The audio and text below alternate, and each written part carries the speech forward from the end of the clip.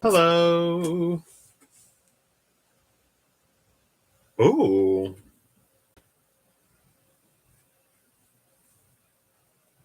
nearly awakened hidden power, breath that takes the shape of one's truest desires and a commitment to self. With the complete restructuring of home, a breathtaking sight that redefines beauty and allowing one's soul to breathe at the bottom of the deck. Hello. The energies lately have been interesting. Oh, they just came out. Okay. An arrow that swims through the air, forced pliability, and a fixed vision in a volatile space. I'm done with these. Yeah, it's been an interesting 48 hours. I didn't have to work yesterday because of the snow. I feel like it was like a snow reset. um and then today was just so interesting. Ariel, hello. How are you? It was so interesting. It feels like lighter in a way, I guess. I was thinking yesterday, like last night and earlier today, I was thinking about how I thought that going back to work after the little break we had. Are you really? Well, it was like inconvenient. It was a lot, which was gorgeous, but to like drive on and to still have to go to work. And then I was on my way to Starbucks. Hold up. I so oh wait, is it this? No, where did it go? Here it is. I redeemed my stars for I got a cup. This is the one I ended up getting. They were like, "Oh, we have like two shelves in the store." I was like, "What? Okay, well, let me go in the store." And true, they did have two shelves, but I mean, it wasn't like two fully stocked, overflowing with option shelves. So I did have more than the basic like Starbucks tumbler though. So, hey Eve, how you doing? So I ended up it's 18 ounces. This is $35 in Canada. That's 10 more. It's 10 more dollars in Canada. Um, so I ended up getting this.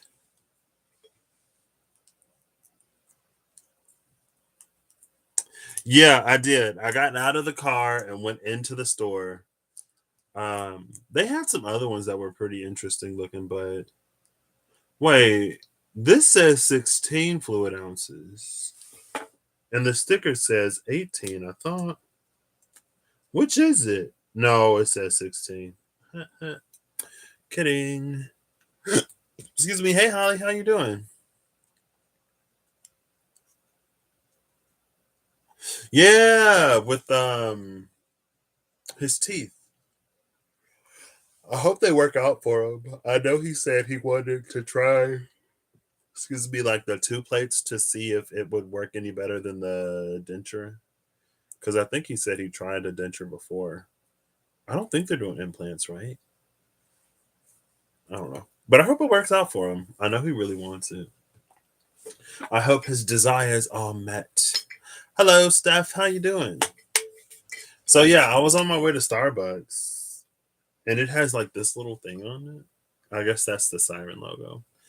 And we were in, and somebody was like stuck. We saw them. Oh, he is getting implants. Okay, because I know he said he wanted those because they should work. Excuse me. Well, I mean, like I know that his number one preference is for the sonic technology to be at a point where like they could just grow his own teeth, right? But after that was the implants, and then it was the plates or the dentures. So if he's getting the implants, I'm glad for him. I hope it's not too just peachy. I hope it's not too like painful or inconvenient or whatever. Ooh, excuse me, I'm tired. So I get up and I get out and I help this person push their car and it moves like immediately. Um, and then I got my Starbucks at work So interestingly enough, things are gonna. Oh, that's what I was talking about. My brain is all over the place. So I was thinking, because the Ragnarok, the Awas into the Ragnarok, into the all of the stuff that came after Ragnarok that I still can't remember because I was like focused on Ragnarok. I realized yesterday that I'm a lot more comfortable doing the stuff that I feared a few months ago than I thought I would be. I actually, um, let's see, there goes my brain. My brain blanks, but everything is good. Even the whole like situation that I was having at work is improving. Um, may not even have to interact or engage. 77 in Florida. You're getting snow there too? Yeah, I don't think it's snowing here anymore. We just got it yesterday and the day before. And it might have been snowing a little bit this morning, but I don't think so. Hopefully it's done. But just overall, today felt good. Like a breath of fresh air. And I don't know what else is happening. I brought out the SKT.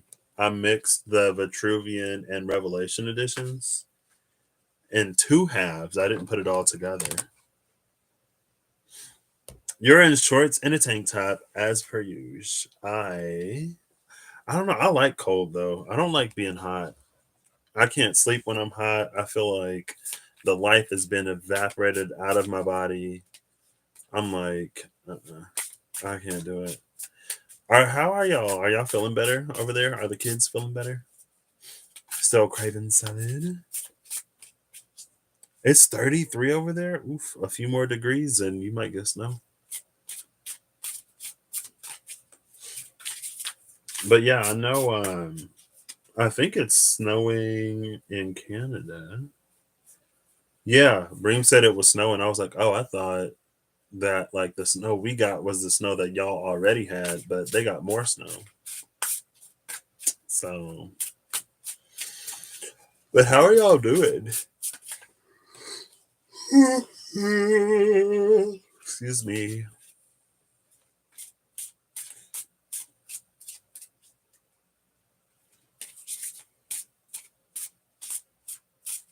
Oh my gosh.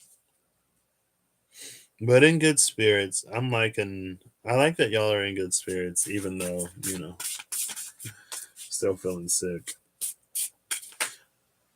Oh. I did just watch Rhea's High Priestess video and the video that she did, the personal, it was like fireside candle chat with her great grandfather, granddaddy's son. The warrior came out.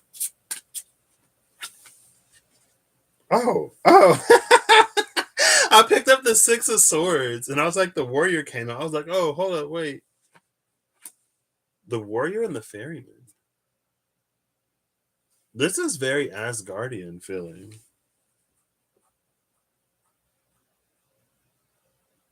Because the ferryman would be ferrying the warrior to Asgard, Valhalla.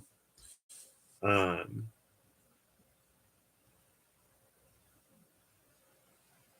but if you look at it in a certain way, oh, the sun is in Aquarius right now. Is Mercury in Aquarius right now too? Or is Mercury in Capricorn?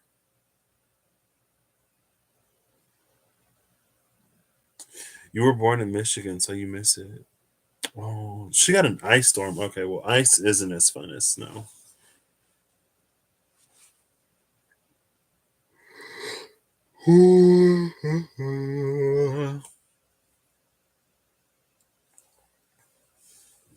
Wait, does that say thick lobster socks?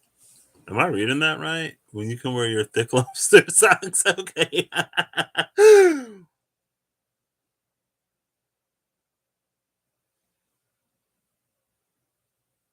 Yeah, I was thinking about that today.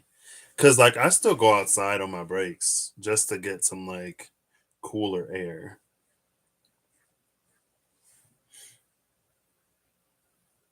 Wait, Mercury went direct? What? I know the sun is conjuncting Saturn today. Or it conjuncted Saturn. It's now past Saturn. Saturn has officially moved from 9 degrees away to 8, about to be 7. I was like, wait, it's happening so quickly. Um,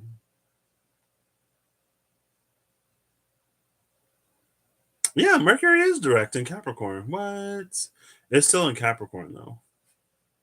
Oh, but that makes sense because it looks like the ferryman is heading towards the warrior. So it's like Mercury is heading towards the sun. When are they going to conjunct again? Uh,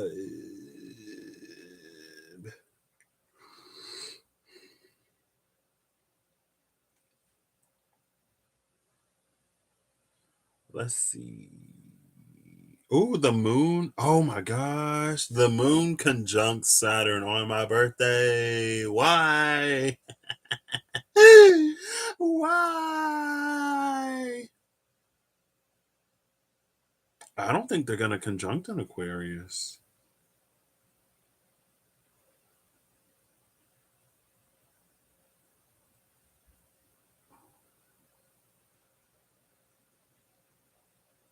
What are the Mercury retrogrades in where is Mercury retrograding this year? Is it going to be air signs again?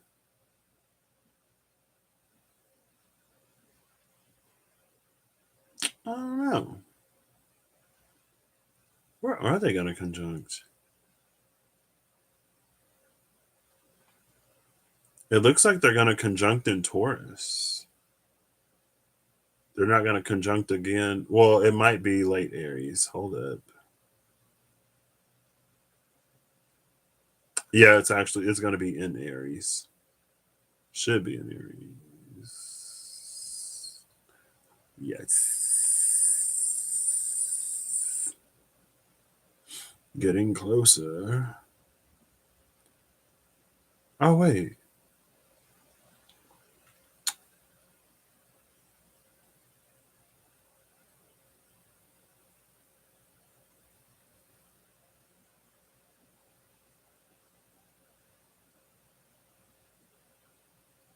Oof. Oops. Okay. So April 2nd is when they're going to conjunct again. Basically on top of Chiron in Aries. It's going to be Chiron the Sun, Mercury, Pallas, and Eris. But Chiron is at 12, Mercury and the Sun both at 13, Pallas at 18. Moon in Taurus, Uranus in Taurus, North Node in Taurus, Black Moon Lilith in Taurus. Well, Black Moon Lilith is in Gemini. Lilith is in Taurus.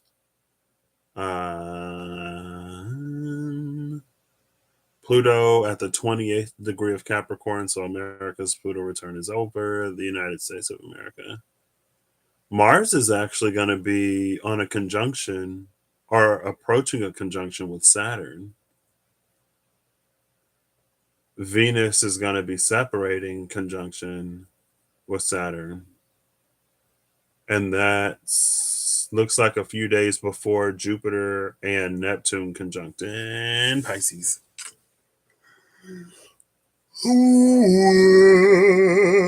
Excuse me. Okay. It's interesting that they're both um, Vitruvian cards. I'm gonna pick up the other half. Is what a bad thing? Hold up, wait, what? My grandma was looking for footies the other day in the store. I was like, do they even make footies anymore?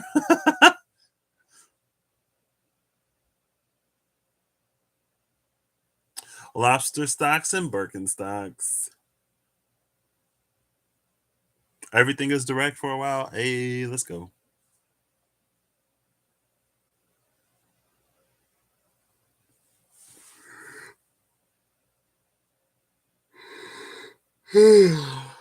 Excuse me. Oh, I'm so ready for sleep tonight. For sleep. Oh, oh, oh, oh, oh, oh, oh,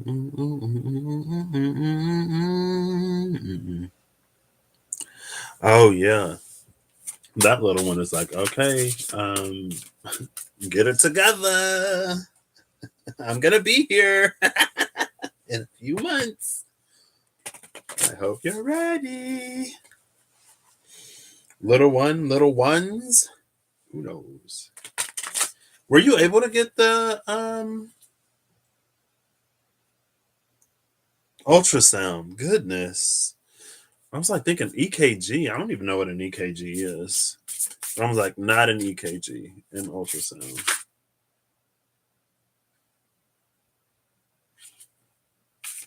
Oh gosh.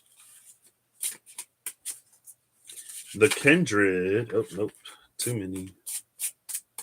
The Kindred came out with some mini Eigerschalmer. I think this is an actual thing, but I don't know what the actual thing is. Well, these are runes, so maybe it is Eigerschalmer. Um, it's interesting though because it's Mercury in Cancer.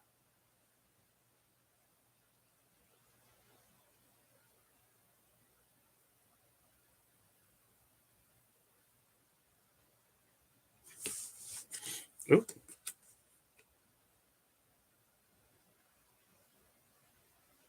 See? Oh, look, it's the sun. I mean, it's the Three of Cups and it's Cancer, so it's probably technically the moon.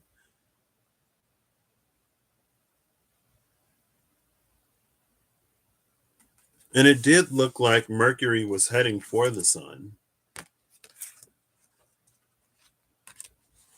Sometimes I wish I had an intention when I came on. Like, what am I actually going to do here?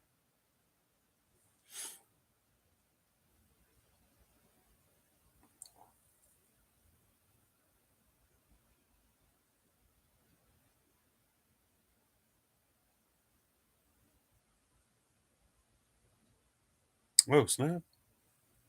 You have an ultrasound on Monday. Whoop, whoop, whoop, whoop.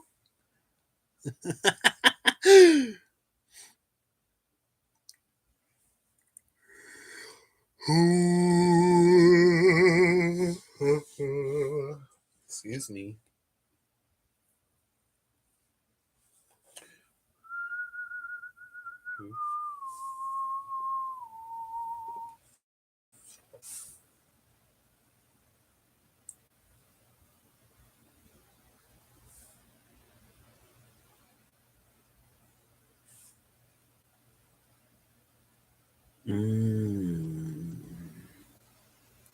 I don't usually get blocked by the golden shield.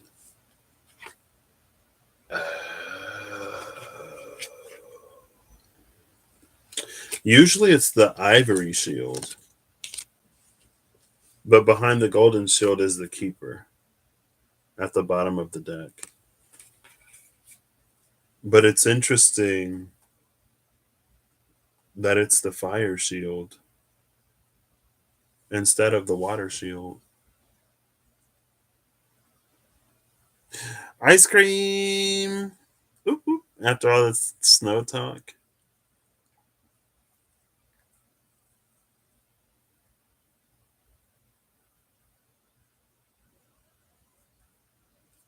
What's interesting though is in this Three of Cups,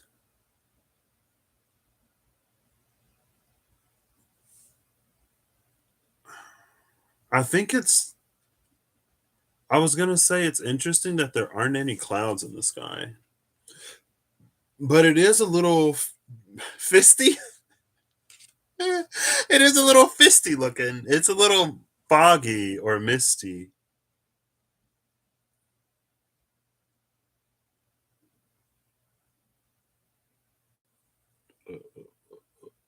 Ooh, sushi run.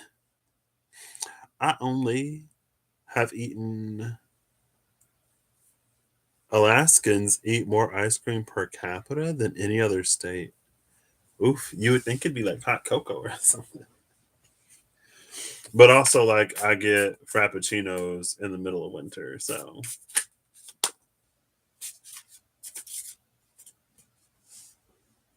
the keeper is at the bottom of the deck again. The tower and holy water. This reads Ron. Ron. Doom doom doo doo doo doo doo doo doo doo doo doo doo.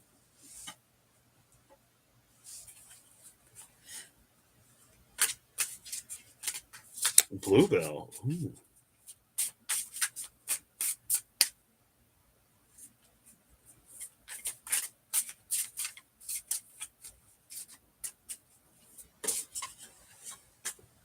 New World Order. With the warrior at the bottom of the deck. Now we get the colored warrior. The Revelations warrior. With the shining flame behind it.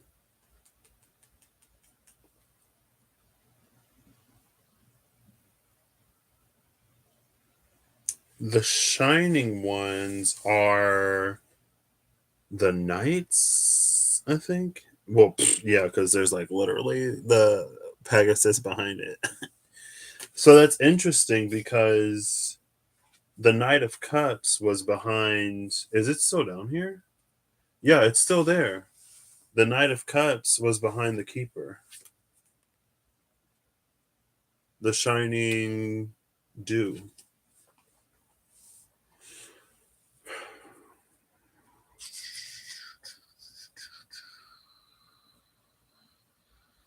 What is this?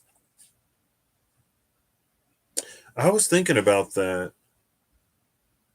yesterday or the day before. I was thinking about the tower in the Before Tarot for some reason. And it's how, like, we can seek out some towers to avoid others.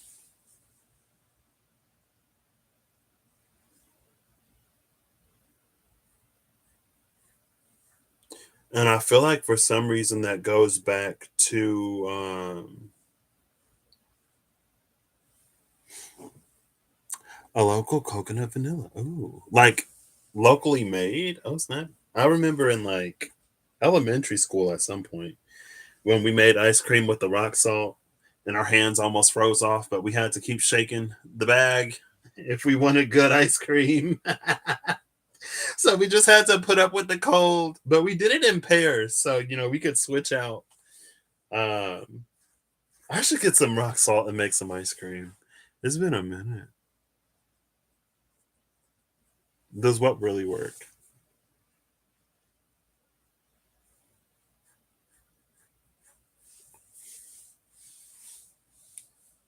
Ooh, that sounds fun. Oh, does seeking out towers to avoid other towers work? Is that what you were asking, Eve?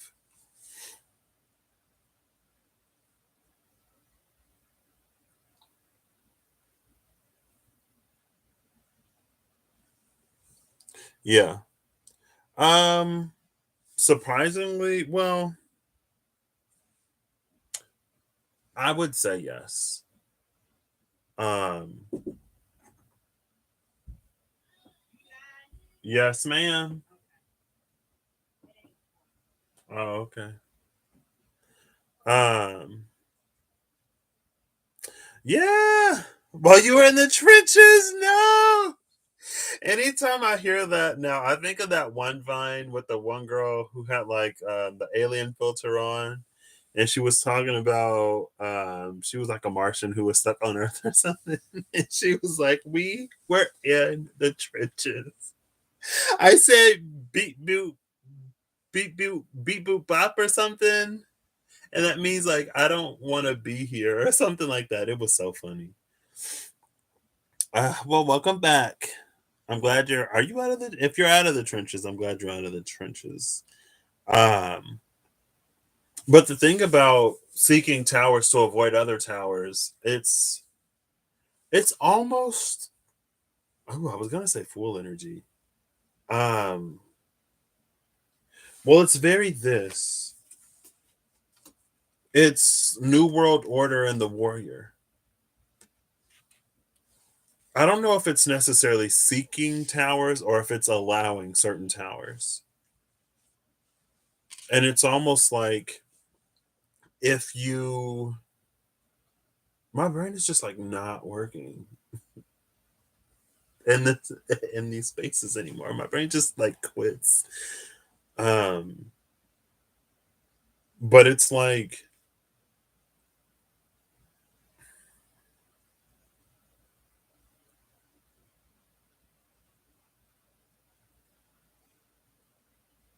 come on brain.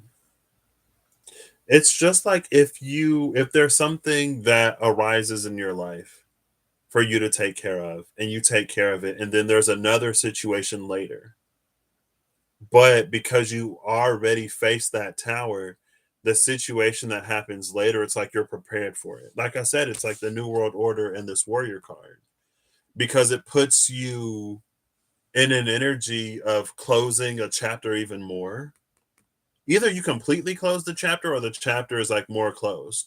So by the time the second situation comes about, you already know it's not that you necessarily know how to handle it.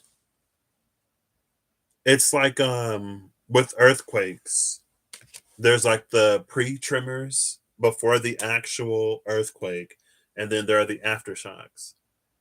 So like seeking out towers to avoid other towers is like when something gives you a pre-tremor before the tower comes all the way down, then and like when you take it up, then the actual earthquake it doesn't hit you as badly because you've already like braced yourself and prepared for the inevitable rumbling. Um so it's like that, if that makes sense. But I think sometimes and it's like you don't necessarily know which quake is the quake until it's over. Or if it's just like an earth shake. You know what I mean? Because there's something in this tower that allows for a greater freedom with this Ace of Cups. And it feels like the tower actually exposes this Ace of Cups energy, which is what again lends to the New World Order with that warrior.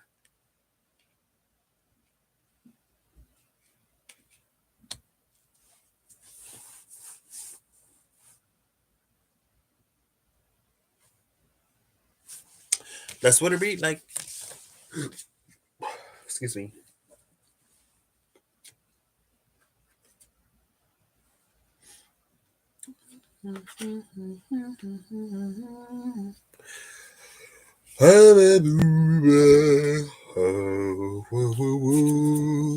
You're climbing out, still slipping down every couple of days. It's a roller coaster. Oh, well, I hope whatever you need, I hope you get it. I'm sure you will. Whatever you need, however you need.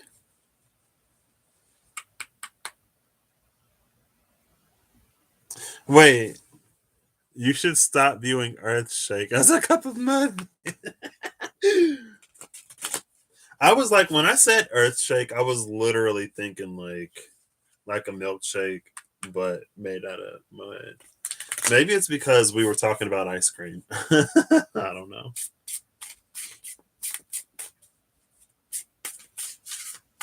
The erudite. Ooh, beautiful. And that's it. I mean, that's not it, but kind of. Excuse me.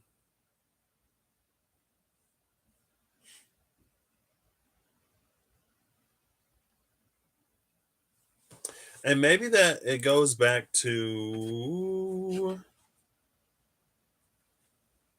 that Ragnarok in Awas. It's like by facing the thing, because it's almost like until we face the thing, the fear of it. No, it's like until we face the thing, we don't know the magnitude of it. Again, with the pre tremors and the earthquake and the aftershocks, it's not until we face it that we know what it actually looks like, and so it's like we don't not build it bigger or make it bigger than what it actually is,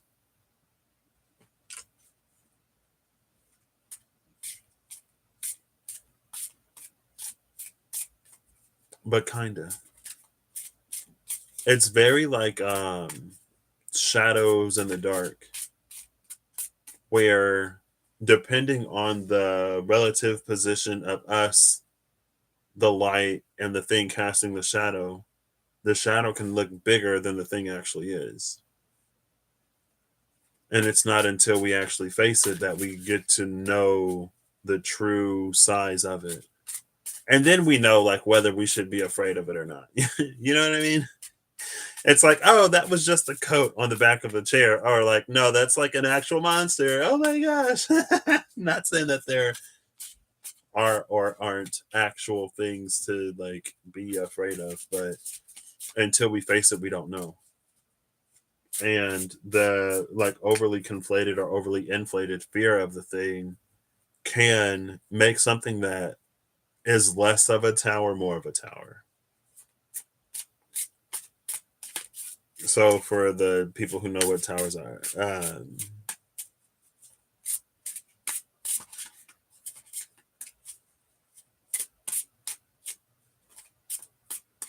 oof, discipline. I'm not. Well, I'm better at it now than I was before. Oof.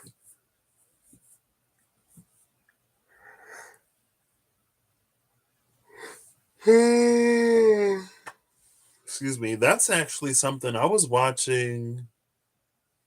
I can't remember if it was before I watched Russ's Chiron video or during it. Well, I did say it was like yesterday because I watched it yesterday. But then the past, like yesterday, today, and kind of sort of like at the end of the day before, at the end of Wednesday into Thursday, and then today, more so end of Wednesday into Thursday, because of the title card, like Live Life and Find Out, because of the towers that actually help us avoid other towers. It's just that, like, because of the things that I've faced, regardless of how much I did or didn't want to face at the time, like life has led me to be the person that I never wanted to be. Like I never really wanted to have to like use my voice. I never really wanted to like be a leader or like anything like that. I was perfectly content doing nothing. I was perfectly content with my video games and anime. It's just like I want like an easy life, but somewhere along the way, like life happened, um, and I responded to life. And I had a Chiron that needed to be healed. I had a North Node that needed to be followed, and living in a world that um, I've grown to understand, but one that it's not that I disagree with it, um, but it was just like a combination of influences, factors, choices, and decisions where it's like, wow, like, yeah, I'm pretty comfortable with myself in a lot of ways where I am. And there are things that especially in the beginning, it's just like the balance of fire and water. I was a lot more like, oh my gosh, I love my water and my earth. I don't want to be fire or air. I don't want to do this. I don't want to say this, blah, blah, blah. But I appreciate where I am. So I'm glad I did, and I was encouraged to. Oh, snap. See? Ooh. The Tower just came out in reverse and the Revelation edition, with the bottom of the deck being the Blind Seer, the Two of Swords. December was my Two of Swords month. Oof. Hold on, wait, let me see what my card is for this month. I pulled the cards. But because I was like, because first I was like, I don't want to pull, and then I was like, yeah, but I can't not pull, so I have to pull. And so I ended up pulling like after the new year, but oops, that's not what I wanted. Let's see if I can find it.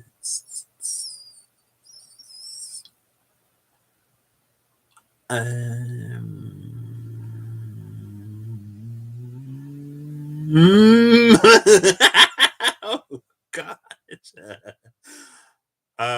It was definitely before this. It was around here. Oh, I think it's on my iPad, which I have right here.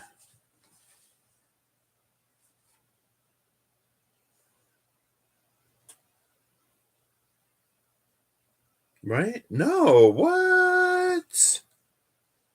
Where is it? I know I pulled it. This year for me was interesting. Is this it? Yeah, this is it. And it's literally a mess. Oh, it's a High Priestess month for me. It's a High Priestess month for me this month. Oof. Last month was the Three of Wands. Next month is the Chariot. But anyway, you did with your sun sign? Well, I think I resonated with my. I mean, I feel like I don't mind having an ego. I'm proud to have an ego because it means that like I'm a person. So my Chiron is in Leo, and the Chiron in Leo video was interesting, and I like interesting. Um, the Pisces one, I don't remember most of it, but also that one came out a while ago, and I just watched Leo like last night. So I was starting to watch some of Taurus, but it didn't feel like me. So then I went to Leo because my Chiron, excuse me, because my Chiron is in Leo.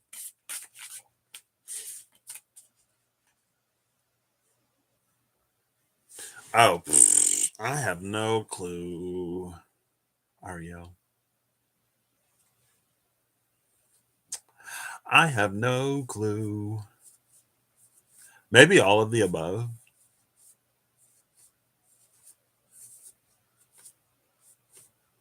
Whichever one. You'll watch all of them. Yeah, right. My brain is like, I think I saw this. Feel like your heart jumped out of your chest. I think when he did Leo, he mentioned Virgo and Libra. I didn't watch them, but diatomaceous earth.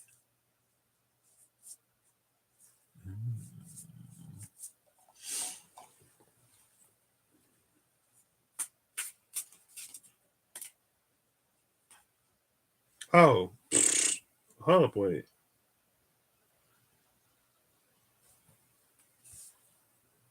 Herald of the Winds, Ventures of the Dauntless. Interesting.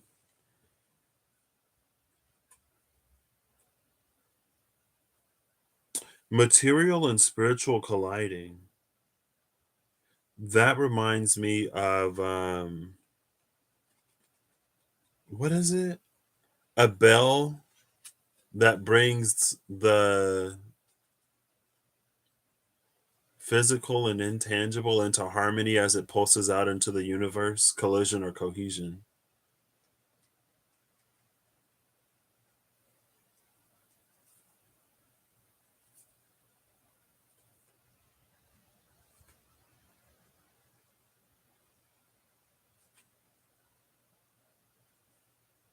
I'm like looking at the acts of Shiva, and I think it's like the phases of the moon are the same, both upright and in reverse. But and this is Mars.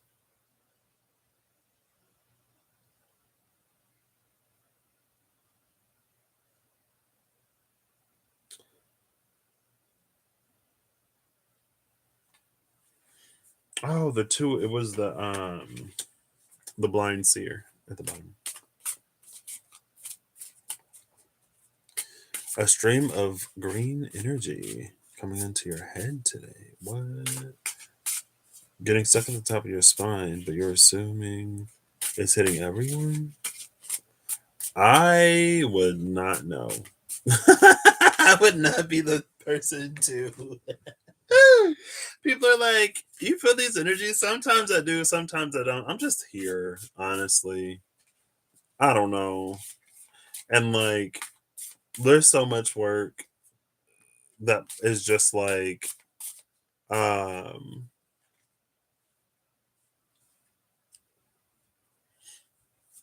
I'm just like, I don't even know. You know what I mean? Like, I feel like my whole life is work. And I'm like, I need other things. And I was watching Cindy's Pisces career and finance video, and Envy came out for the advice.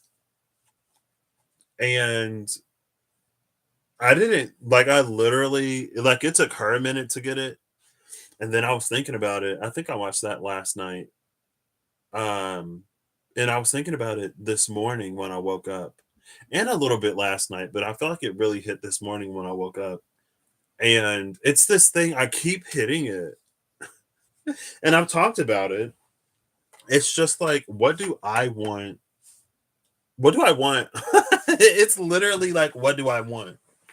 And I feel like there's so many things that it's not necessarily to be envious of other people, but it might be to like look at what other people are doing and to see if I want to do any of that. Um, because otherwise, because I've asked myself this question, I was like, if I had absolutely no financial responsibilities and I had an excess of money, like what would I even do with it? Like, what do I want to do? And while like it's cool that I'm in a position where I can help out my family, which I really, really love.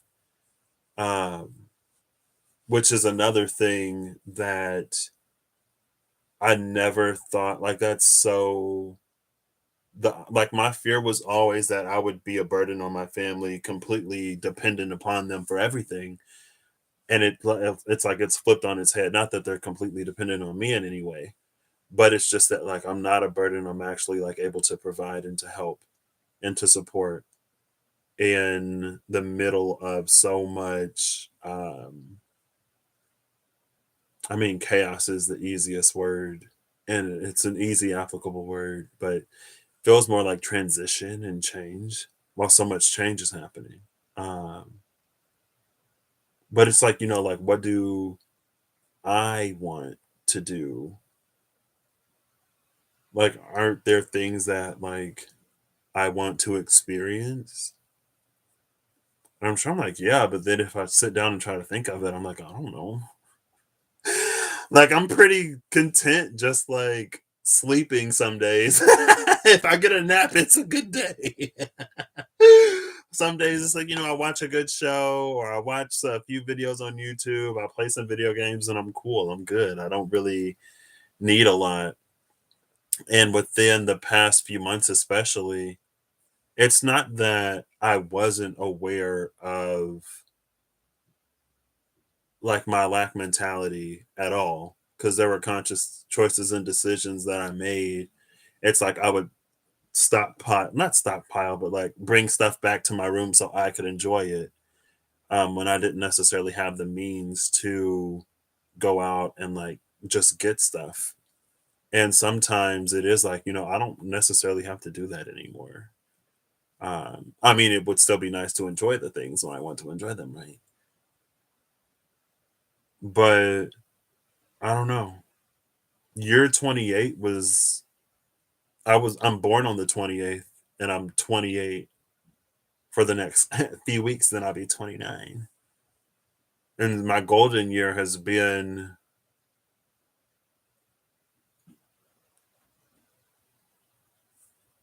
a lot more. It was more than I had the capacity to believe my life could be for most of my life. Um, and it's not that I need to know where I'm going, but it's almost like, having a dream, because I am a Pisces, or like something to shoot for, or just like something that, like, in mind would kind of be nice. I don't know. I don't know. You know what I mean? And I don't really like, I don't know, because I know like I could have done I'm not really a vision board type of person. I don't know. I don't know. You know what I mean? I'm just like, eh.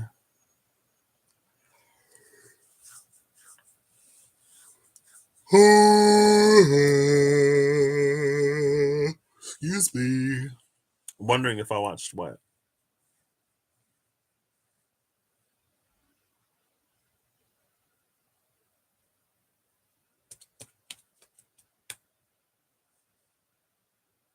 Yeah, I'm a child. I'm a literal child. Not a literal child, but in a lot of ways, I am very young. Very, very young over here. If only I felt as young as I am sometimes. Ooh, I need to take better care of my body.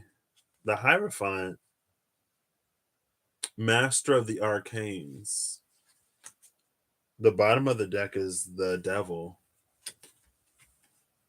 Taurus and Capricorn.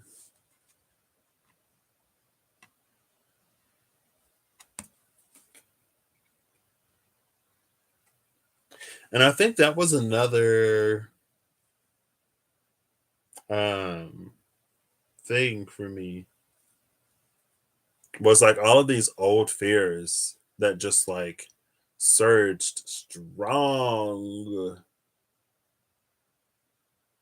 Yeah, embracing towers to avoid, not to avoid, maybe avoiding isn't the right word, but it's like when we embrace towers, I don't know how to say it.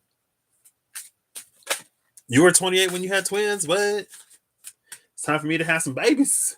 I'm just, I'm just like, ooh, Venus in Aquarius with the lovers at the bottom of the deck. I love the lovers at the bottom of the deck, where the devil was at the bottom of the deck with the lovers chained up. So this is the lovers freed. The Five of Swords, the Hector came out, and we see that bull. It's the bull from the Hierophant, but it's like a new Hierophant energy. And another thing that's interesting about this one, there's almost something about this Five of Swords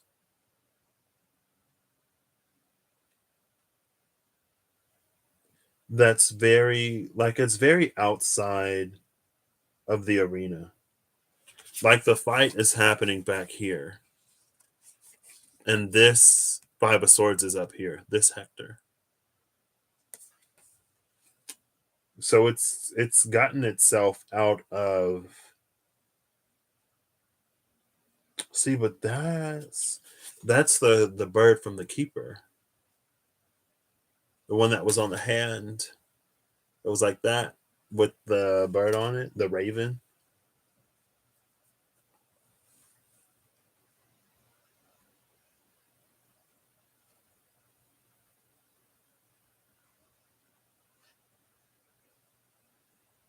It's like it's liberated itself from that battle. And it's almost again that it's coming through again. I mean, it's like almost every single reading I do now. It's the self that exists in the absence of internal conflict and how it opens us up to partially enjoy the experience of being alive, partially to be more exploratory in that experience. To have more experiences and different kinds of experiences, hopefully of the more positive or better or enjoyable variety.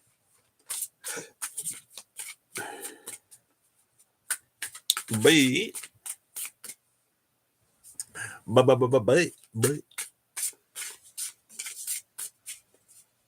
yeah, for sure. The motivational energy will be there when it's the right.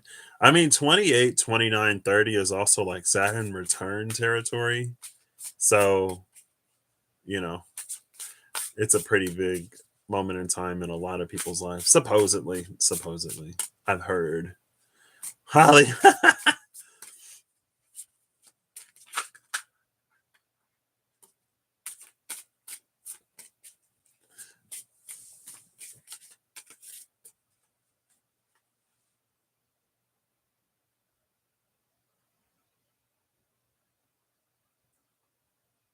See, this was that tower.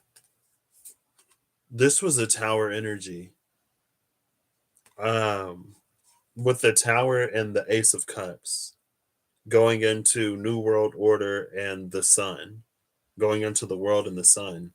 It's like because the Archangel of Healing came out and the Herald of the Flame was at the bottom of the deck. Uh,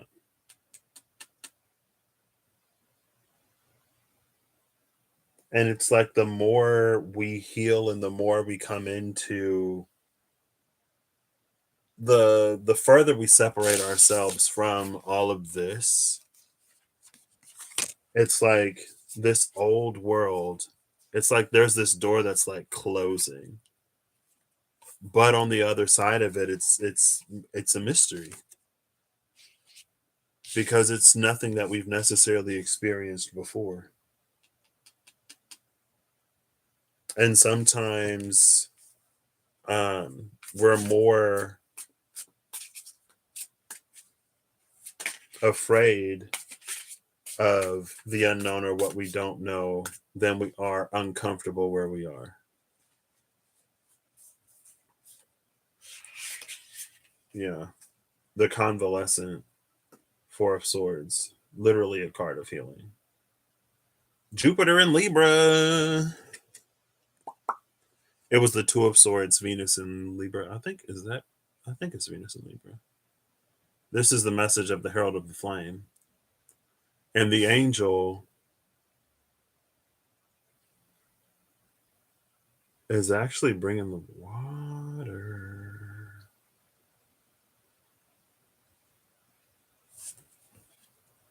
But in this context, the Four and the Five of Swords, it's like one of these, it's being put to rest.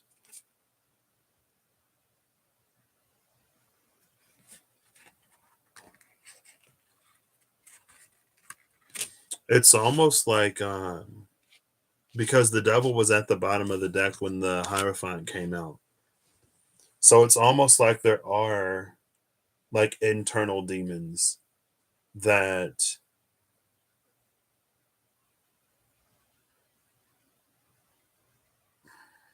it's not that they motivate us, but it's almost like they have no choice but to continue to torment us because of the things that we avoid, or because of the ways that we don't break those ties. And so that's why, like, again, with this healing, the Archangel of Healing and the Four of Swords, a card of healing, especially in this deck, the Convalescent, the Recovering. It's just like it puts them to rest. It puts them to bed. They don't have to torment us the way that they did before. And again, that's the energy of, like, maybe instead of seeking out towers, it's embracing them instead of running from them, because of what it takes the sting out of. It's very like reclaiming our power.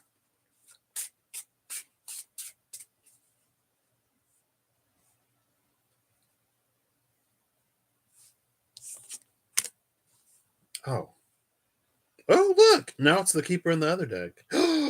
Oh. So the Keeper in the Vitruvian edition only has one bird. The Keeper in the Revelation edition has both. Because in the Vitruvian edition, it's like, is it a black raven or is it a white raven? And this is, again,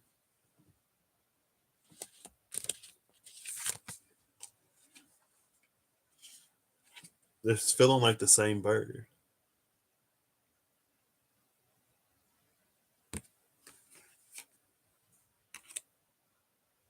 It's like there's world energy here beyond world energy.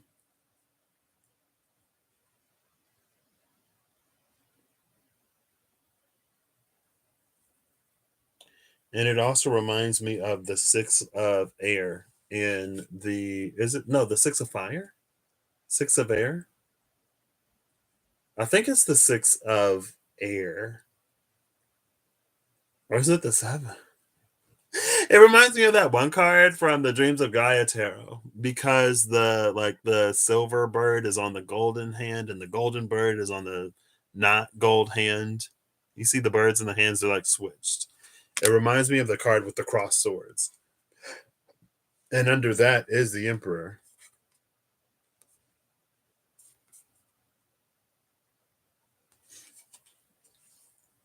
Oh. See, it's that bird again. Oops. Yeah, so it's very like taking back your power in a way. Well, it might be the other bird. Yeah, it may be the other one in the Emperor. See, this is that negative space then. It's the space in between spaces.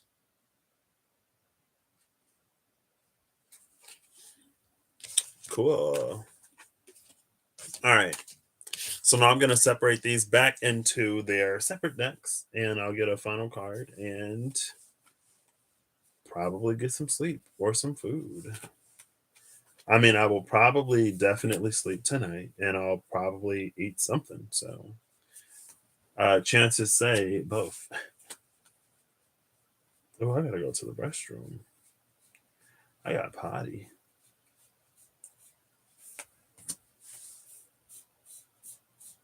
I thought these were shuffled better than this.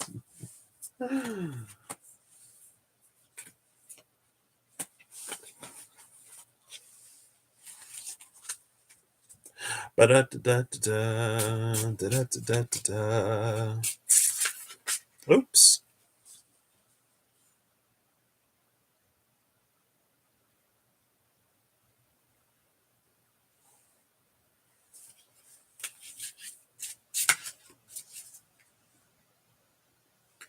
Interesting. Archangel of Healing at the bottom of this half. Again, in color now, in full color. With the Discerning One and the Herald of the Winds. Benchers of the Dauntless with the Two of Wands.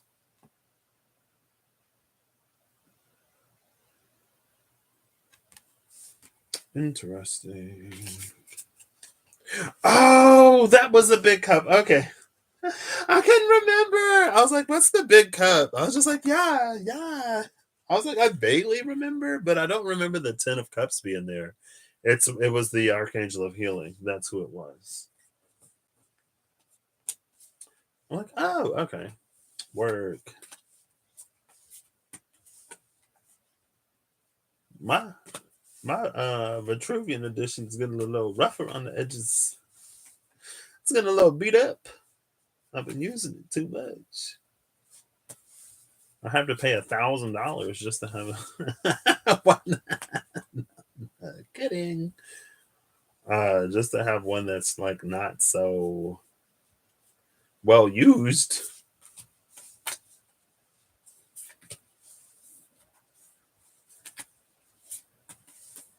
Hold up, wait, where are my title cards? Where are my title cards at?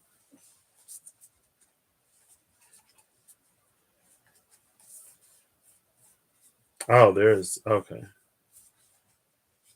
Oh, I got both of the title cards in this deck. There's 3 cards in between the title cards, so I'm gonna read them because I'm curious to know what they are. Archangel Commander with the burdened one in reverse and the angel upright.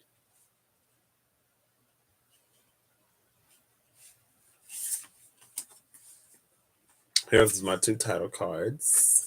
These were the cards in between the title cards. Archangel Commander, the burdened one in reverse, and the angel upright.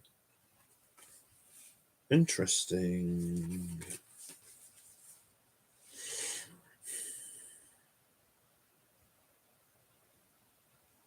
Who was Menelaus?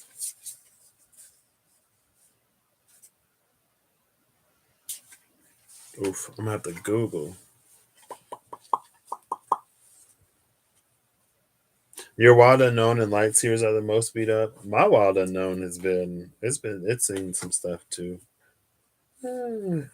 It's read some things.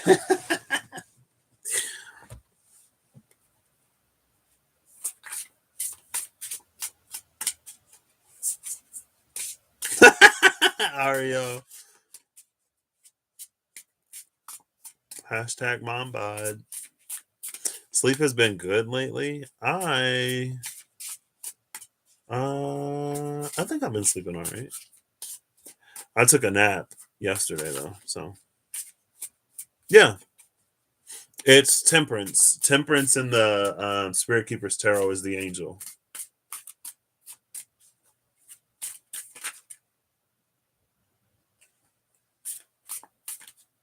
Oh, I was gonna look up who Menelaus is. The erudite. Ooh. We got Jupiter in Gemini and the Sun in Gemini, which is the 8 of Swords and the 10 of Swords.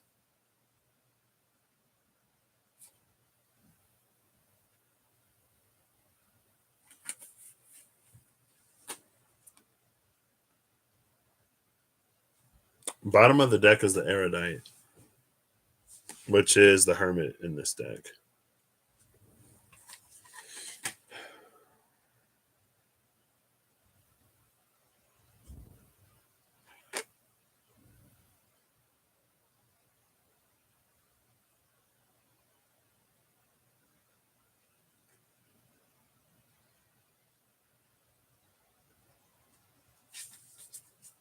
Where's my phone? Oh, here it is. I was gonna say I literally just had it. I want to see who Menelaus is real quick.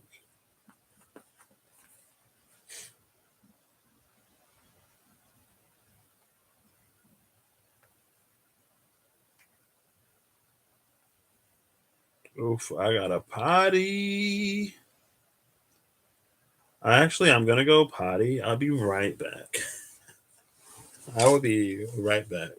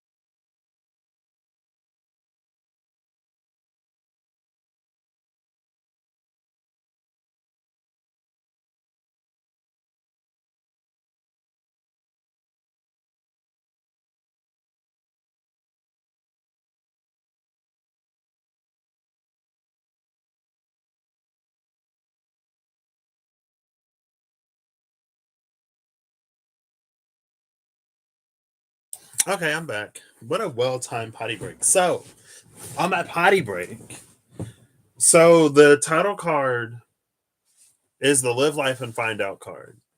So, in between Living Life and Finding Out was the Archangel Commander, the Burdened One in reverse, and the Angel. Outside of the Live Life and, well, it's like that's in between these two. Like that's how we move from the bird or from the captor, Eight of Swords, to the destroyer, Ten of Swords. And the destroyer is the tower with the axe of Shiva that removes corruption. I mean, it's not, but it's reminiscent to that. And this is old Hierophant energy, which is old systems 1, 2, 3, 4, 5, 6, 7, 8, 9, 10. So that is the 10th sword. There are 9 swords standing up. There's 1 sword on the ground, which is interesting because it makes it seem like at one point it was an Ace of Swords. So at some point there was a lot of expansion and maybe clarity that something gave us, but it reached a point where it became a prison.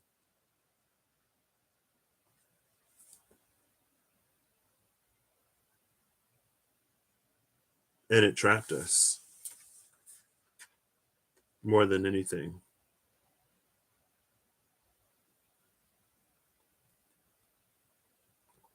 And it's interesting because on here, there's only one. Oh, I guess there's 2 swords. JK, never mind. LOL. There are 2 swords behind the person, 2 swords in front, and 4 crossed. See the 2 swords that go behind them? You can see the hilt, like there. They go behind the person. And then that one that comes out this way. And it's very much that 2 of Pentacles and Judgment card. Like there's something that we try to give away, there's something that we try to have solved and resolved for us, but then we're handed the thing right back because it's something for us to do. This is Jupiter and Gemini with the sun in Gemini. And in the expansion of Jupiter, it's like sometimes when we're in the darkness, we pray for the light of the sun, but we don't have the room to receive it. And this is a lunar eclipse, right? So it's a full moon, but in the presence of that full moon, the earth casts a shadow.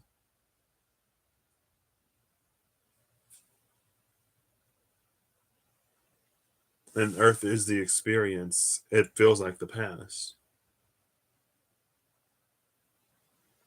It feels like because it is a lunar eclipse and it's back to that energy of like being limited by the light and the shadow of earth.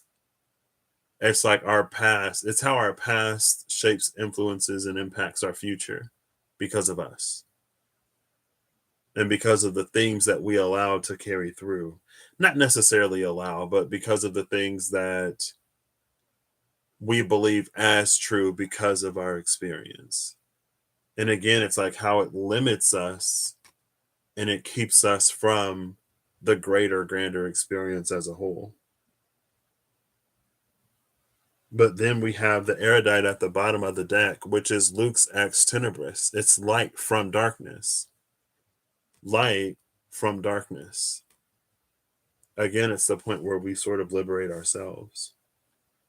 And that's part of the reason why facing towers helps prevent larger towers later. I don't know how to say it.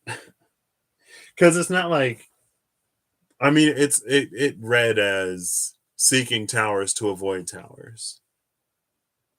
But it's nothing that we have to seek out because life is pretty good at putting a lot of stuff that we don't necessarily want to see or experience right in our face.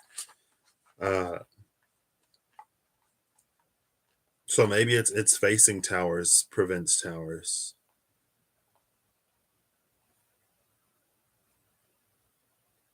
Prevents isn't the word. Maybe alleviates. Because alleviate doesn't solve. It soothes and helps and aids. So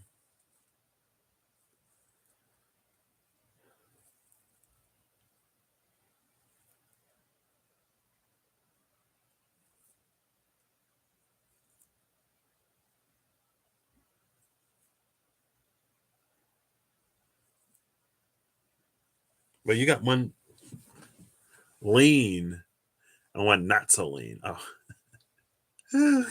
I saw a bean for a second and I got hungry. I haven't had black beans in a minute. I was on a black beans kick for a hot second. Well, I was on a fried rice kick too. Like what do you call it? Stir fry. A stir fry kick. Like vegetables, rice. Oof. I got a veggie chopper. So like I was cutting up the broccoli and then like cooking the stems after they were chopped. So good. And then I was on beans and rice, and it's been fast food since I've been working. It's terrible. I've regrets. Oh, but I was talking about them black beans yesterday. I want some beans. And then we had black eyed peas for New Year's. I barely got any. And I'm the person who wanted them. Everybody else ate them. I mean, I asked. Oh, interesting. Did I pick? I think I picked up the deck in reverse. I did. I picked up the deck in reverse, but that's okay. The burdened one in reverse again. The burdened one was in reverse in between the Archangel Commander and the Angel. Now, the story of the Archangel Commander in the Vitruvian edition, it was very, again, Two of Pentacles with judgment. It's like you pray for deliverance in a certain situation. And for some reason, you don't get the deliverance that you pray for. And in the pursuit of living life, facing life and rising to the occasion, you bring deliverance to yourself. I don't know how to word it. So the way it was like, you pray to Archangel Michael to cut something out with his sword, and he's like, you have my sword, you cut it out. And you're like, what? And he's like, yeah. So like, you know, you can do it. And then you do it. And then you go back to Archangel Michael and you're like, here's your sword. And Archangel Michael is like, that's not my sword. And you're like, what? You said it was your sword. And that's the reason why you couldn't do whatever. And he's like, no, that's your sword. I have my sword. Like, I'm Archangel Michael. You think I'm just going to hand my sword up? It's like, it's a part of me. And then he's like, I'm going to teach you how to use it. And that was the story of the Archangel Commander, where we sort of like rise into a certain power because of the things that we're encouraged to work through, do, solve, resolve ourselves. And it's because we work through, solve, and resolve those things that we can work through, solve, and resolve other things as well. So we end up in this like growth spiral instead of a dependency one, where we grow more and more and more dependent because we do less and less and less and less.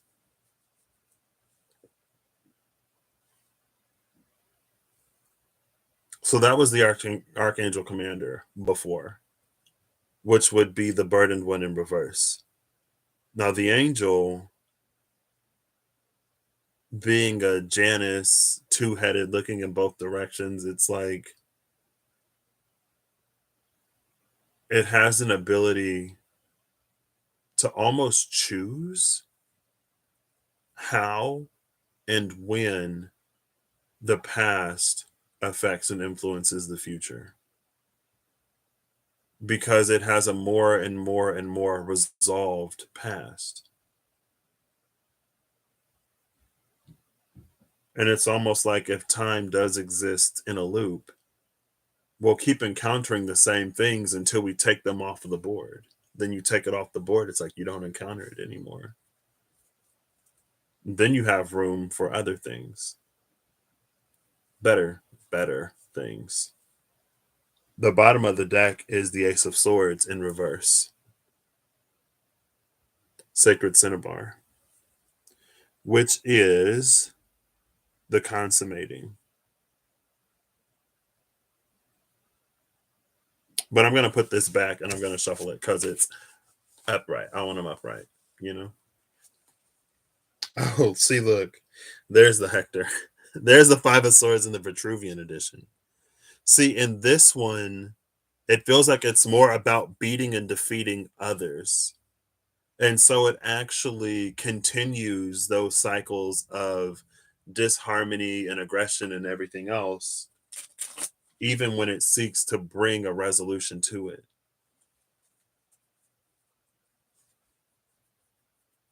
And it's almost like being not an unwitting participant, but it is continuing the same cycles. It's like this time you're on top.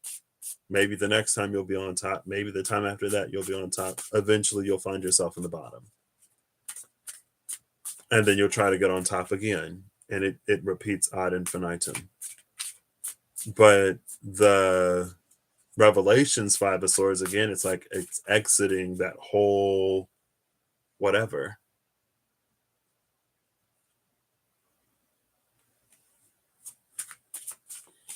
Game of Thrones. I have not watched Game of Thrones, so I don't know. I drink wine and I know things. Oof, oof, oof. Oh, see, there it is again.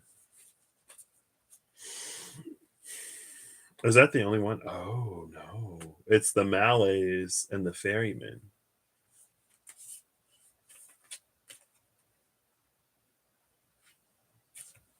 I love the Nine of Wands in the Vitruvian, or I love the Nine of Wands in the Revelations edition. The Nine of Wands was the blockage for the current path where strength was. Bottom of the deck is the Holy See. Bottom of the deck is Old Hierophant, which we just saw in that Five of Swords. That actually perpetuates the very cycles that it seeks to end.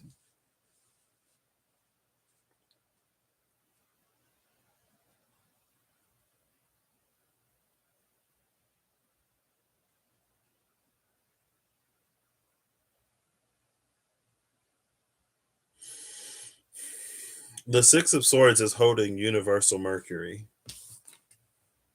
Universal Mercury, it's seeing the bigger picture. The Nine of Wands is in the dark. And it can't see. I mean, it's literally, again, it's almost like it's blinded by its own pain in a way. It can't see past its own pain. And because it can't see past its own pain, or because it can't see past the things that have already occurred and happened, there is much that this energy or person can't see beyond their experience. And so it makes it difficult for this person to trust this energy, to trust the energy that sees the grand scheme and that knows. And it's not that it weaves it, but it's cognizant of the weaving. It's almost like this would be the energy that knows how one choice leads to another choice, how one decision leads to another. It sees cause and effect in a different way. And again, with the Holy See in that Hector Five of Swords here, it's when we're like unwitting participants in furthering continuous, not great feelings with this being the malaise. Because again, it can't see beyond it. But that's one of the interesting challenges or things about being a person. Being a person who hopes for things. Again, with the Eight of Swords into the Ten of Swords, it's like making room for the sun. when all we know is darkness.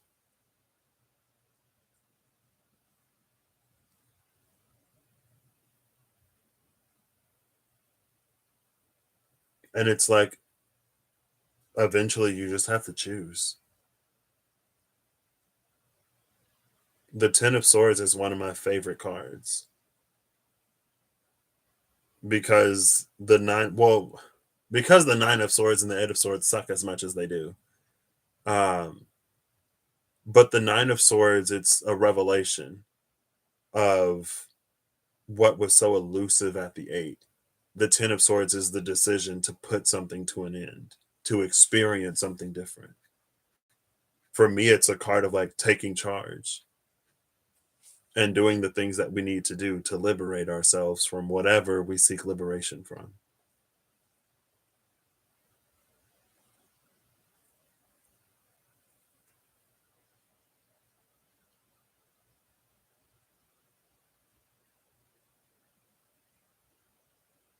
And the Nine of Wands is interesting because depending on the deck, it can almost carry a completely different meaning, even though the situation is almost always the same. So it lies on the self and how we feel. This is a very wounded Nine of Wands, but it doesn't have to be defeated. I've never necessarily seen this one stand as strong as it's standing.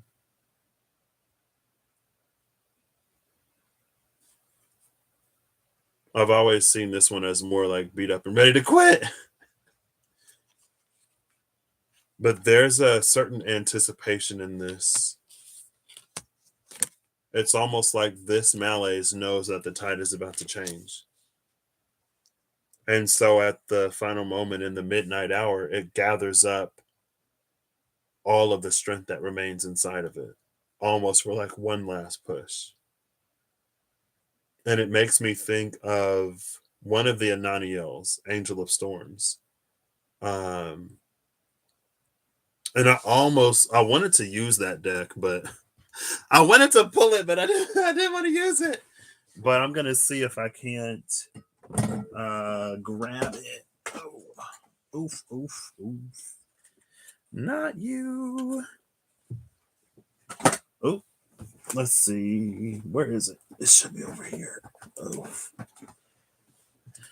here it is. It reminds me of one of the Ananiels. It's something about like looking to the horizon because the storm is breaking or something like that. That one didn't come out. There are two arrow cards in the dice. One of them is an arrow that swims through the air, enforced pliability, a fixed vision in a volatile space. The other one is an arrow that pierces the heavens and clears the sky or something like that. And it's more of the arrow that pierces the heavens, and this is Moon in Sagittarius.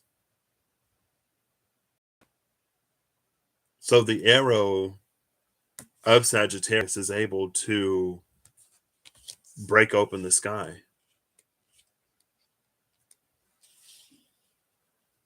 But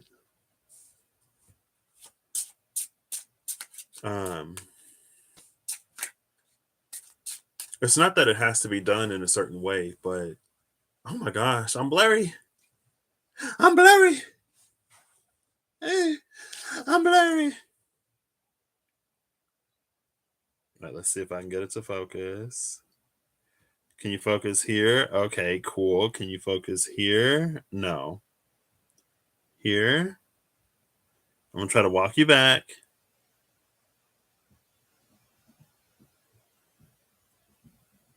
It's not working. That's fine. It's because I put out the angel deck. Anytime I pull out an angel deck, it gets blurry. Two cards flipped over. I'm gonna try to find them. I think it was two.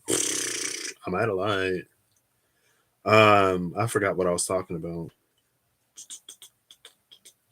Ananiel. I thought two cards flipped over. Unless it was the double-sided cards, and then it's like, okay. Oh no, here they are. Turiel and Satariel. Angel of the Mountain and the Angel of Deception. In between, okay. This is interesting. I was talking about Sagittarius and the arrow that let me find that one. I'm gonna pull the card before and after it.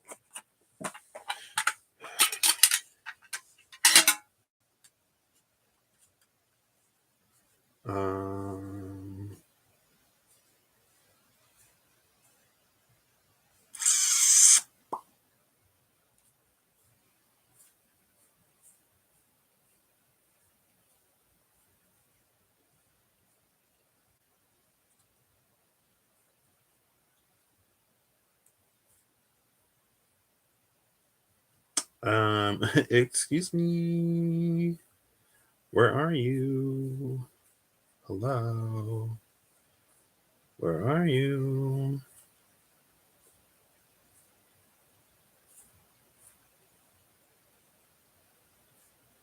That's an arrow that. Hold up. I'm not seeing it. I thought it was the first entry, but it might not be.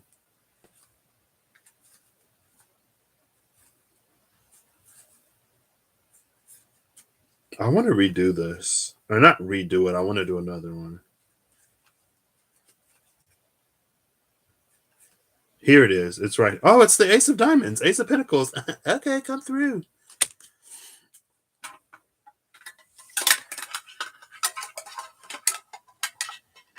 It's the Ace of Diamonds. I think the Ace of Diamonds is.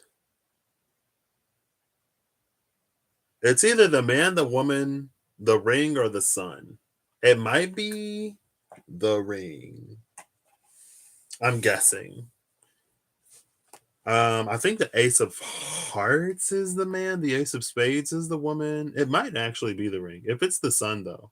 Oh, Menelaus. I forgot I was looking at Menelaus. Menelaus in Greek mythology, king of Sparta and younger son of Atreus, king of Mycenae. The abduction of his wife Helen led to the Trojan War. Okay, so he was Helen's husband. Menelaus was a prominent figure in the Iliad and the Odyssey, where he was promised a place in Elysium after his death because he was married to a daughter of Zeus. What? I didn't know. It's interesting that Menelaus was promised a place in Elysium because he was married to a daughter of Zeus, and that the Six of Swords going for the warrior had that Valhalla type of energy in the beginning. But anyway, Ace of Diamonds, Lenormand. Let's see. I butchered this, but let's see if no. Google did not know. There we go. It's the sun. So the Ace of Diamonds is the sun in Lenormand. So interesting. There's our sun, our warrior again. It's also interesting because the sun, again, it was the room of like making room for the sun. It was the energy of the malaise knowing that day is about to break. And so it can muster up the rest of its strength to continue to do whatever it's doing. Oh, so the Ace of Diamonds is chain links, a divine codex, an arrow that pierces the heavens and breaks the clouds, in between an abrupt change of season, the vision catching up to fantasy, the filling of valleys and the falling of mountains, and understanding the unseen, grasping the subtle and a sacred vessel. Ace of Diamonds between the Queen of Diamonds and the Four of Clubs. I guess I can look up who the Queen of Diamonds is. I don't remember what the Queen of Diamonds is. Um, I don't know Lenormand like that. I barely know Lenormand at all. Lenormand, I barely even know Normand. Crossroads is the Queen of Diamonds. So the sun in Crossroads with the Four of Pentacles, with the Four of Clubs. It's interesting that there's an abrupt change of season and understanding the unseen. See that understanding the unseen, grasping the subtle. and the abrupt change of season, it would not explain why, but it's like that's what this Nine of Wands would be tapping into. And it's moon energy, so it is more receptive and in the subtles. Yeah, it's the moon in Sagittarius for the nine of there you go. Nine of Wands, moon in Sagittarius, which is why I went looking for this because it feels like, and the Six of Swords is like navigating to clearer, calmer waters.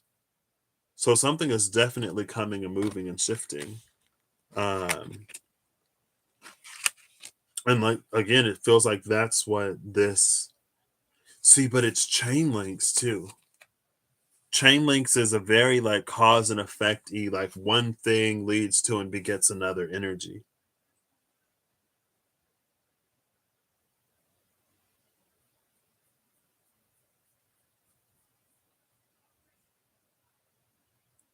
And so both of these are fours. What? I didn't know that. 414 or IVIVI. IVIVI. IVIIV. Sorry. IVIIV. 414.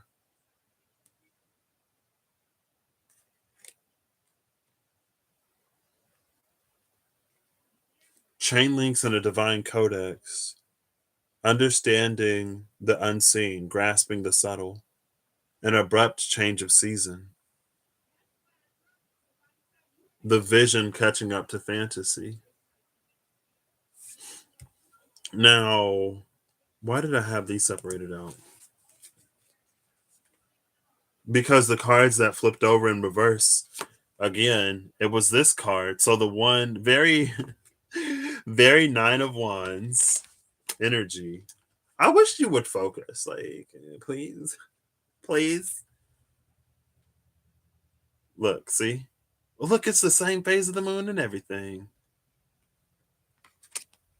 The two cards flipped over between that one and the Angel of the Unseen. Literally, look, because these are the two that flipped over. Angel of the Unseen, Tamiel. Can you see that? Angel of the Unseen. And what does this card say? Grasping or understanding the unseen.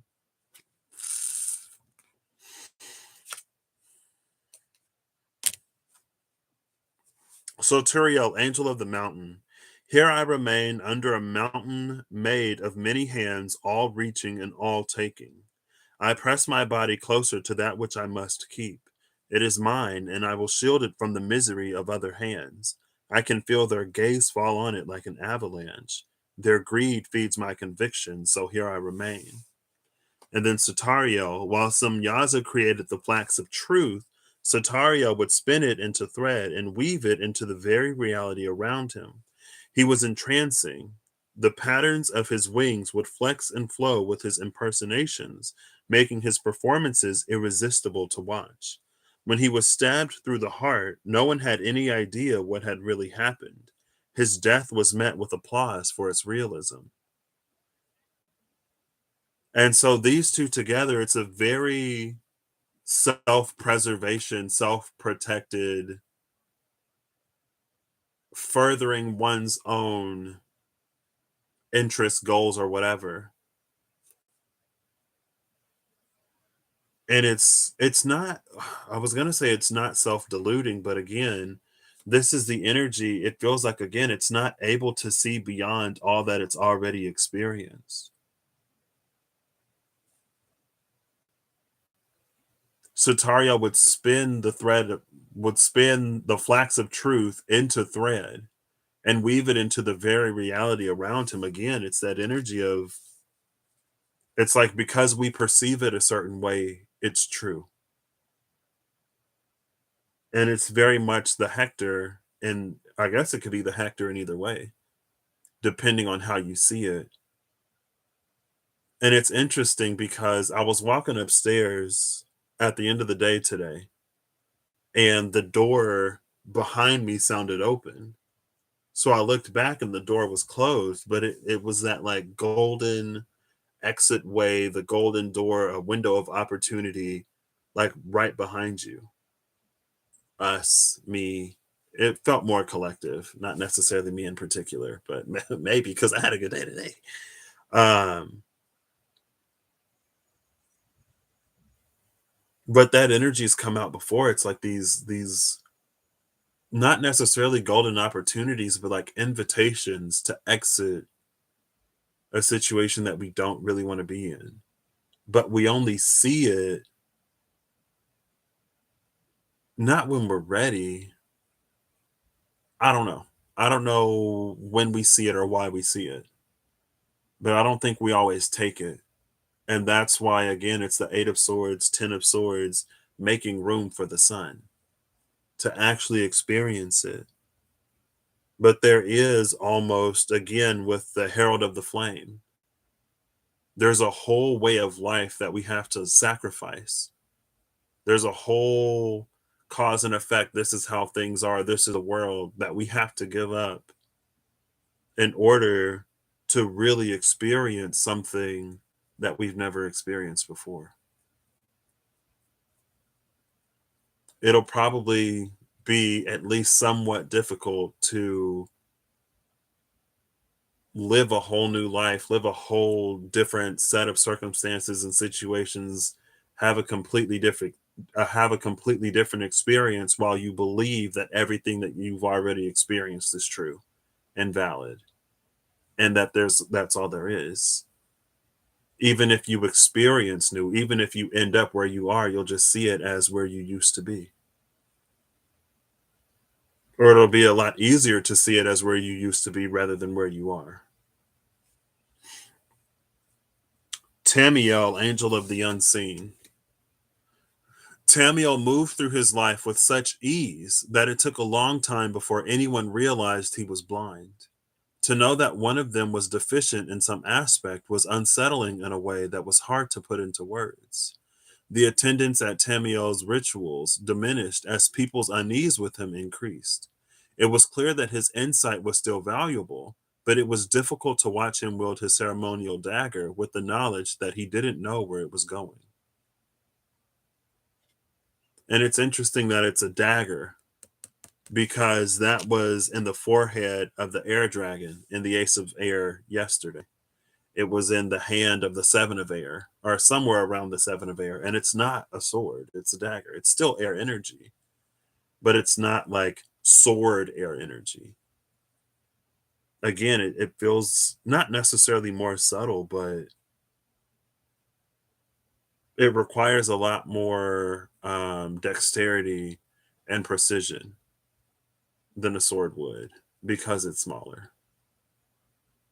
But daggers and swords aren't necessarily made for the same purposes, right? I don't know. I mean, throwing swords are probably a thing. I'm sure somebody can throw swords out there, but it's like, daggers can be thrown. Daggers are meant for like striking organs and stuff like that. Swords are like hacking off limbs. It's almost like, the difference between a scalpel and a steak knife. Sorry to get kind of grotesque, I guess. It's the Archangel Commander. Kidding. Um, but again, it's like people grew uneasy. We as people grow uneasy whenever we encounter something that we don't know, whenever we go in blind. And it's because of that. Sometimes that again, we prefer to stay where we're uncomfortable. We prefer to stay in our misery. Misery was on one of these cards. It was in this one, in Turiel, Angel of the Mountain.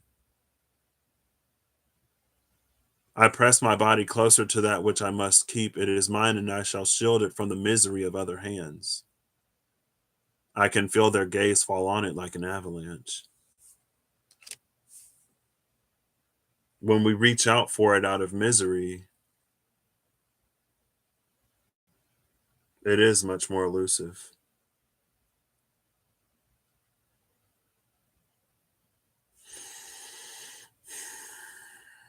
Azazel, Angel of Sacrifices, is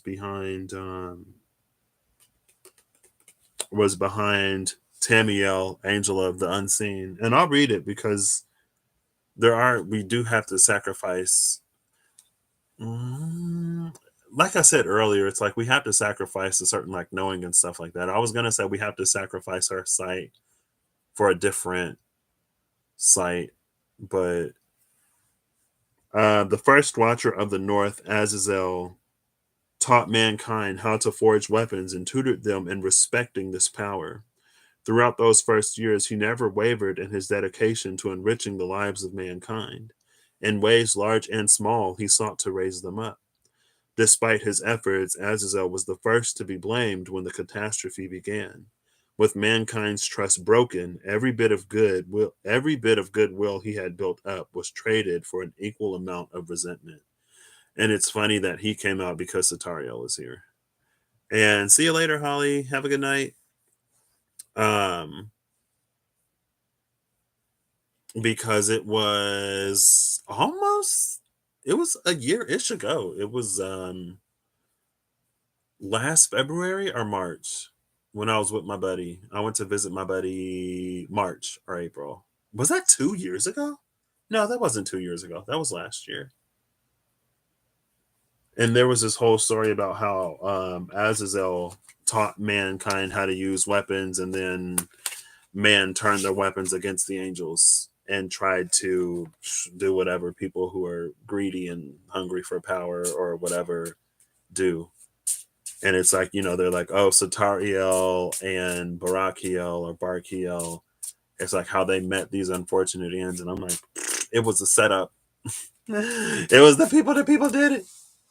It was the people. And that's when Armoros was like, okay, put up the veil, put it up. They lost it.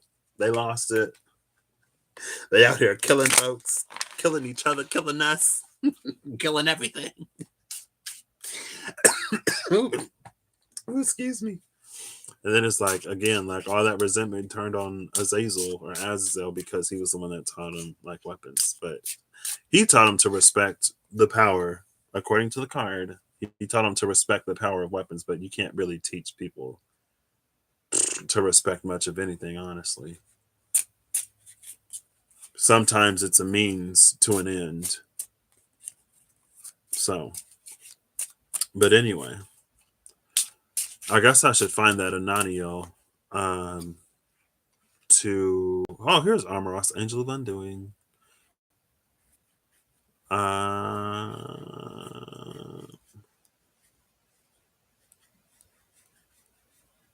What are these? What is my channel? recently recently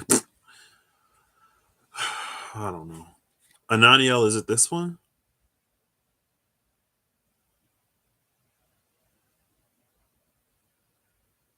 Maybe. Oh, I mean, it wouldn't be the other one. This season brings many things, fairer tidings and fairer weather, a bold and brilliant sky shining in golden hue, these destined days without end. Look to the horizon, my son, see for yourself, its glory becomes us. I don't necessarily think it was this one.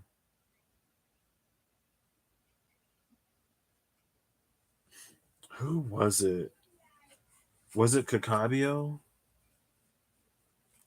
They marched by in the thousands and the thousands. No. We stare on, but they move forward. They don't look back, we stare on. No. Which one was it? Duma! I think it was Duma. Duma used to come out all the time. I think it was Duma.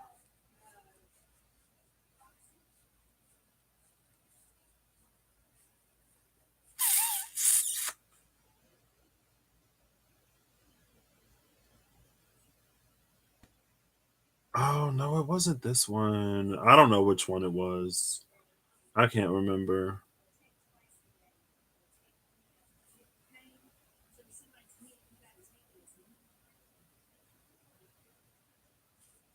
Which one was it? I don't know. It's fine.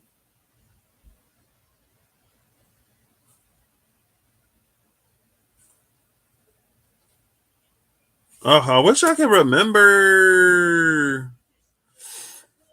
It was all Duma all the time. Angel of Dreams.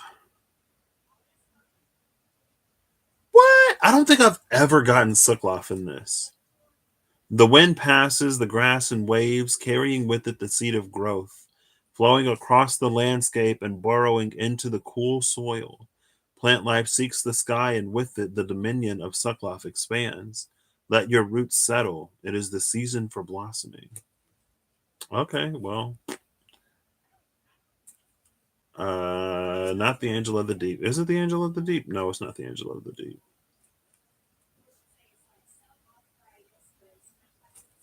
I don't know. It's fine. The angels that needed to come out came out. And again, it's interesting that unseen, Tamiel of the unseen, understanding the unseen. But again, that's why this is the moon in Sagittarius. The moon in Sagittarius is interesting because for some reason, moon in Sagittarius, it feels like it's about understanding what can't be seen.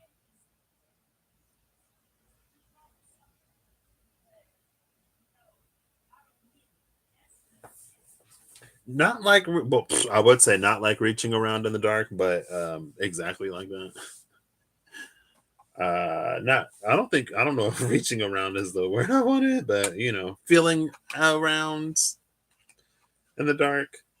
Yeah, I think feeling around is the word I wanted. um, yeah.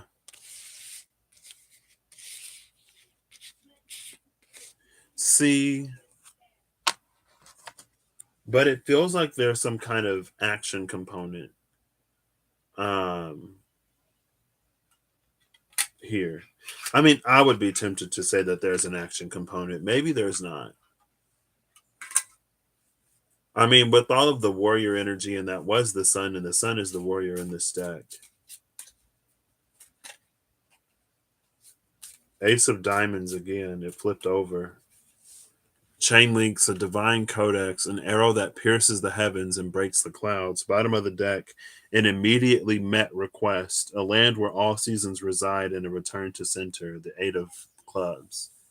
It's interesting because it was with the four of clubs before, and it's doubled. In that understanding the unseen, grasping the subtle, and an abrupt change of season, now we have an immediately met request. And it feels like it's a request that's immediately met because it understands. It understands how the seasons are changing. It understands what energies are coming forward. It understands. But that's what yeah, duh. Because I was like, it feels like that's what the moon in Sagittarius does. It somehow gets an understanding of that which can't be seen or isn't yet seen, because it being seen would be the sun. And so, sun in Sagittarius, it would be an energy of um, like there's a visual phenomena that we observe and we try to explain what we can see, but with it being the moon, it can't be seen.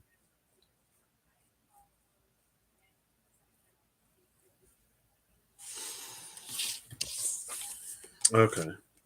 Oh, look, I just put the Six of Swords back on top of the High Priestess. So. And the Nine of Wands is going. So, oh my gosh, if this wasn't literally the nodes, was this? No, no, no. It was supposed to be a full moon Gemini eclipse, but it was Taurus. It was a new moon Sagittarius eclipse. Sun in Gemini, moon in Sagittarius. I just opened the deck to put the Nine of Wands back, and I put it back on top of the Destroyer. Again, the Ten of Swords. And like you can see the Hierophant hand sign at the bottom. And then again, here's the Holy See at the bottom of the deck.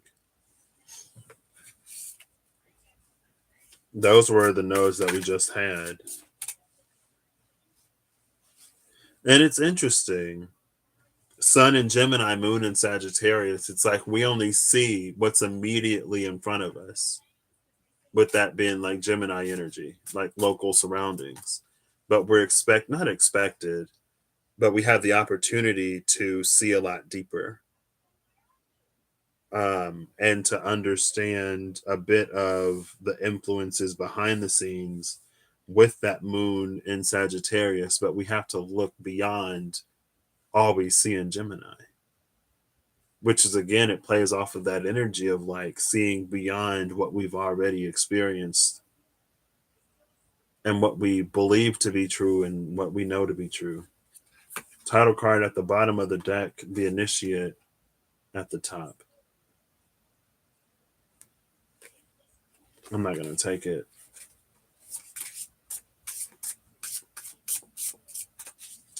All right, a final card, because I was ready to end this like an hour ago, but that's fine.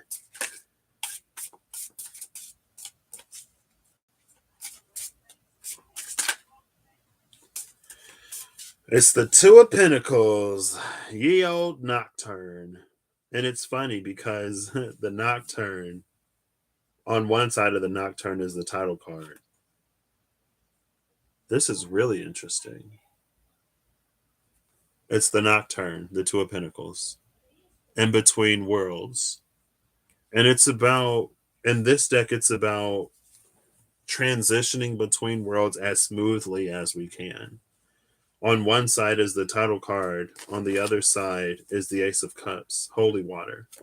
This is the Ace of Cups that came with the tower. The tower that led to New World Order, and the Sun, the warrior, in the Revelations edition in color. The world in color, and what was it? The sun. The world and the sun in color. Oh, and it's the Two of Pentacles. Okay, we're in between like a black and white world and a world of color, which is like pretty cool, right? Bottom of the deck is the Journeyman, Sun in Virgo, and it's the Eight of Pentacles, which means it's something that we work towards. It's something that we build towards. And it's like one experience leading to the other. They continuously build.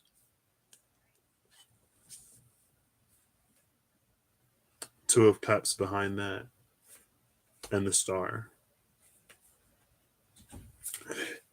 Okay. Well, this was what this was. I hope you all have a good whatever whenever you see this. I hope you're acting in alignment to make all that you wish to experience your reality. And I hope that whatever you need along your way, your journey, you find it. Be that someone who understands, courage, bravery, a break, a breath of air, some peace, a good night's sleep, a moment of clarity.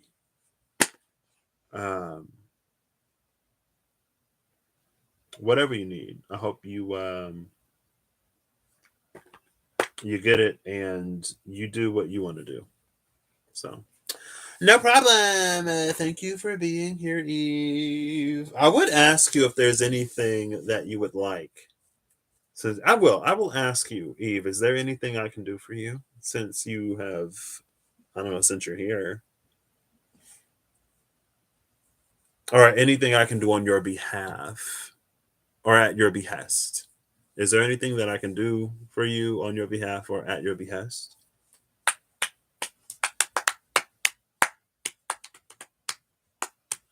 As I blurrily just sit here. Blurrily, blurrily, blurrily, blurrily. Life is but a dream. Six of Swords. Row, row, row you boat gently down the stream. Blurrily, blurrily, blurrily, blurrily. Real quirks but a dream.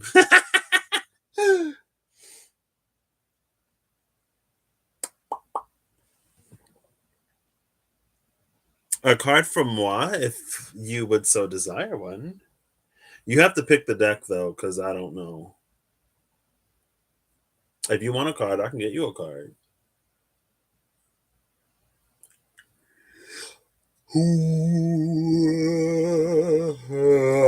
Excuse me.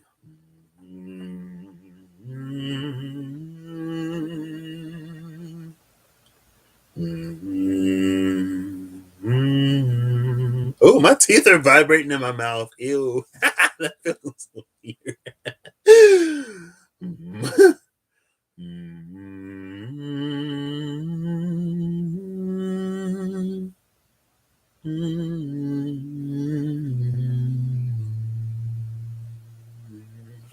The Mystical Dream Tarot.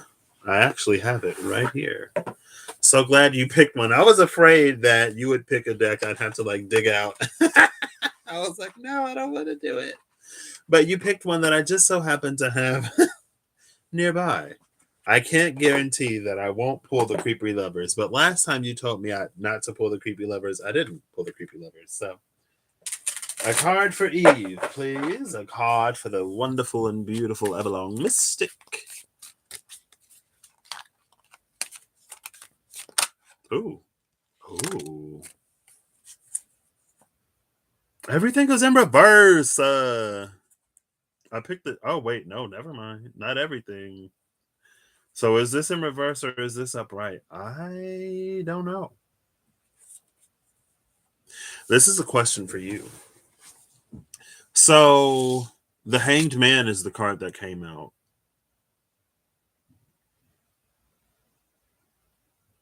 What's interesting about the Hanged Man, though, is it feels like there's a lot of signs.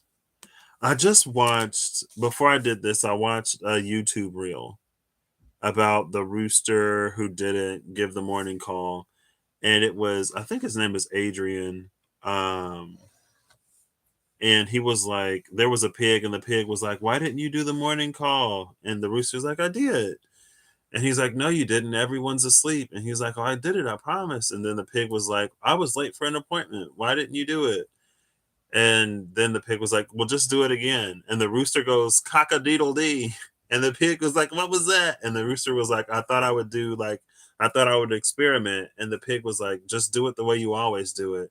And then the rooster said cock-a-doodle-doo, and everybody woke up. And they were like, meetings, meetings, meetings. But in that, it's not that you wouldn't be seeing the signs necessarily. But it feels like there's a lot of sign or synchronicity signaling a certain time. Because of the wolf under the full moon, we got Ariel, not Ariel.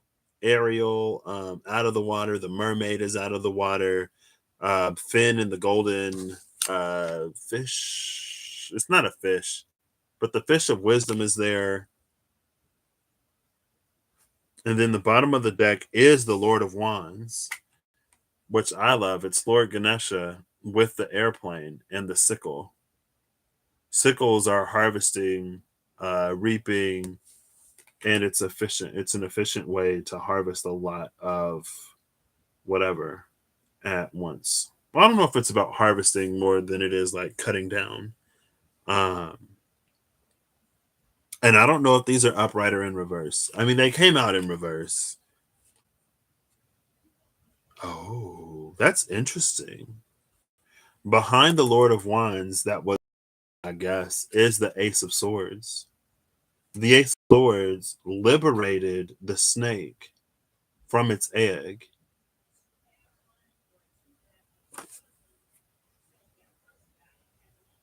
See?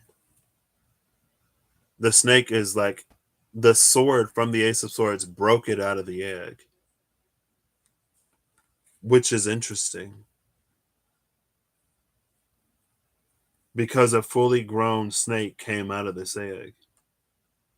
So it feels like for some reason the snake was having trouble breaking out of the egg on its own. And it's also interesting because it's something like, I don't know what species of animal it is, but it's like if the mother breaks the child out of the egg, then it might die because when it breaks out of the egg, it has the strength. It's butterflies. When butterflies break out of the cocoon, it gives them the strength to flap their wings and fly. If they don't do it themselves, then they won't have the strength to do it. So it is reading a bit like forced hatching because it's time. But what I would almost be tempted to say is it's like there's something that has been developing within you, and it may be developed far beyond what you think it is, but it's like as soon as you engage it, it's like it's ready to go.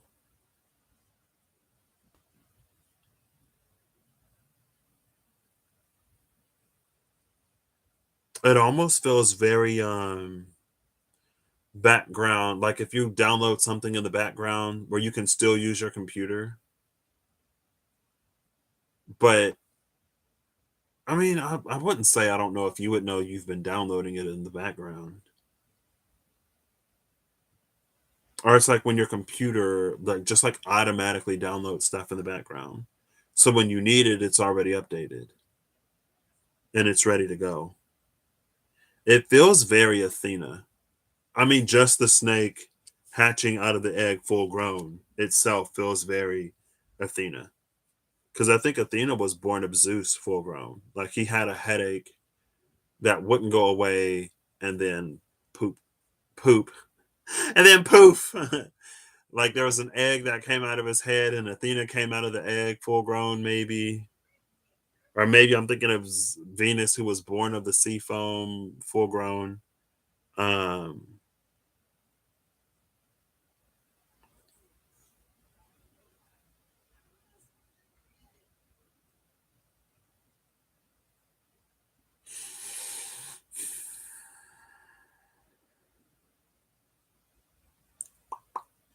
so it seems like force hatching, but it's actually, well, yeah, it could be very that. And with this airplane being ready to, it's almost like as soon as you're ready to go, like the getaway car is already there. It's gassed up. You got all the snacks you'll need for the trip. Um, like the itinerary is already planned out. Everything is already booked. But something about this does feel very unknown. Oh my gosh. Oh my gosh. Behind the Ace of Swords is the innocent. It's the fool. And it's this red snake again. What's up with you and this red snake?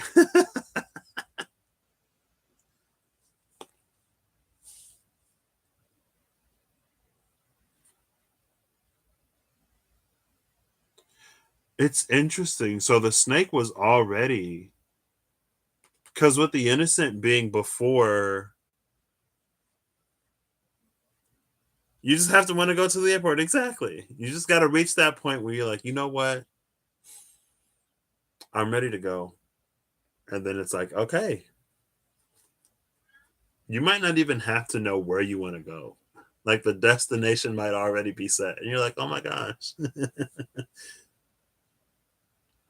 But it feels like the snake was already fully grown before it went into the egg, which is why it hatched fully grown.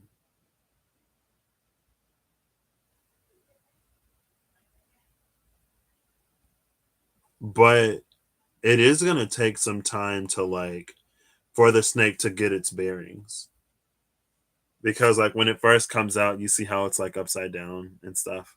It's all curly. And look at her hair. I'm not saying nothing. And it almost reminds me because I pulled cards for you one time and one of the sword cards came out. I think it was between the 7 and 8. No, I think it was between the 6 and the 7, or the 5 and the 6 of swords in the in between tarot. And maybe the ghost dance came out. And there was an energy of like something seen or observed or witnessed that brings up not necessarily a remembrance within you, It might be that like you see something being done and you just know that you're capable of doing it too. Maybe it's some kind of like remembrance that's triggered by something.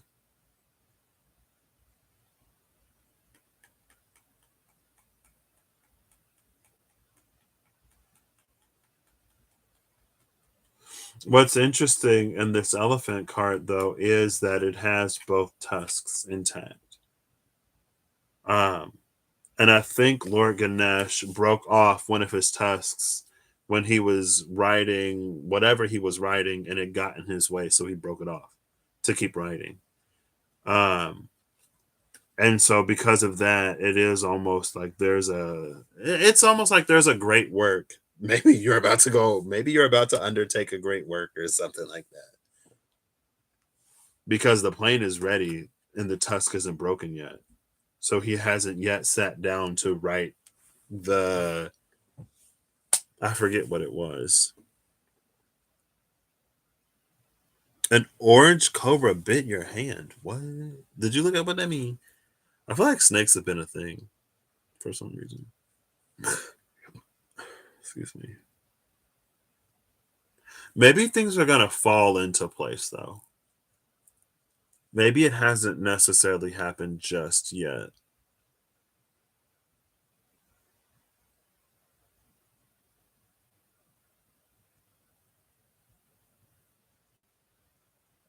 Maybe you're gonna find yourself in a situation where you're faced with a decision and you're gonna know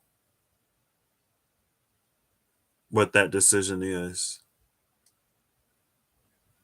So I would be tempted to say when you know what decision to make, like don't question it. And I feel like you'll know it feels like you'll know the knowing.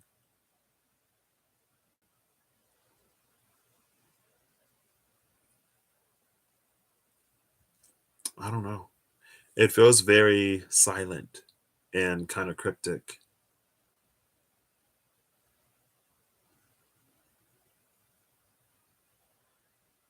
Um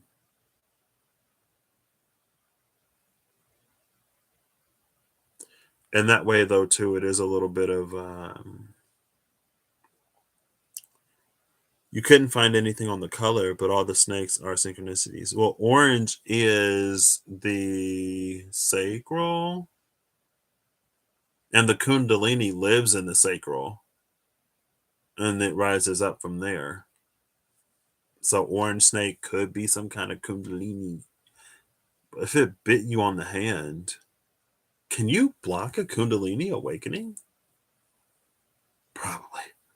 I could see somebody being resistant enough that the energy just doesn't flow. But for the energy to not flow, if it is a natural awakening, it's like forced blockages. Um, Cryptic and subtle, yeah. And I'm like, oof. But there's some orange and some yellow in this, right? Again,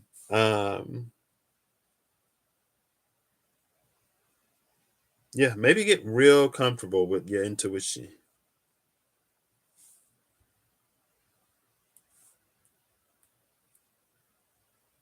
I don't know what the snake is doing in this though.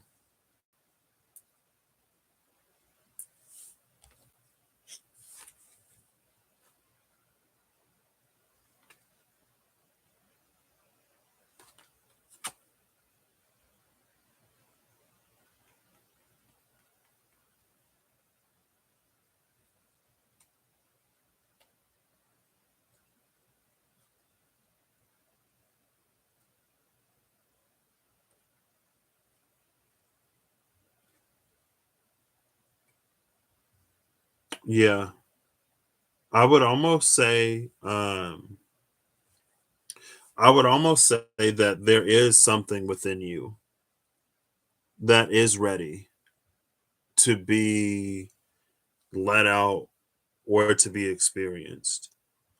But it does feel like, again, with the snake biting your hand, it would feel like you not allowing the thing because of whatever. And so you limit, because that's, it feels like with this Ace of Swords in reverse, this is actually you. I feel like this is you forcing this.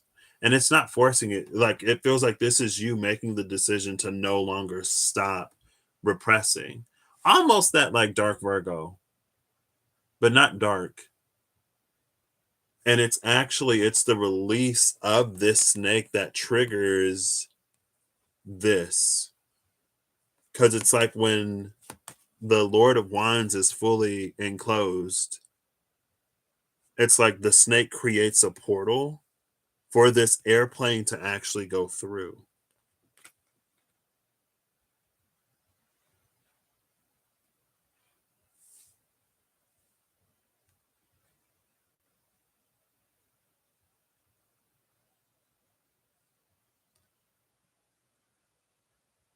It's interesting because it honestly, it makes me think of a voice of power.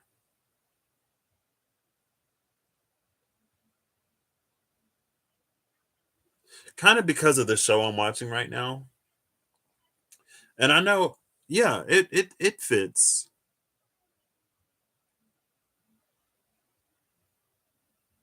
See, but some of this stuff I feel like it's to be discovered. Yeah, it's to be discovered. It's to be found out.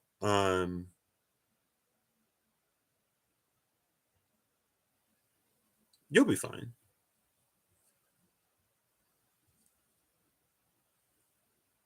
I don't know if it's it feels more gentle than hurry up, dummy. What are you still waiting around for? Somebody tell her to get a move on. We're waiting over here. Um it feels gentler than that because it feels like there's an understanding here that and the dream angel is behind the innocent too. So you got court cards, aces, and mages at the bottom of the deck. And then there's the wise fox under that. Court cards, aces, and mages. The dream angel and the wise fox under that. Um, but it feels like the dream angel is the understanding one. So, yeah. This is interesting.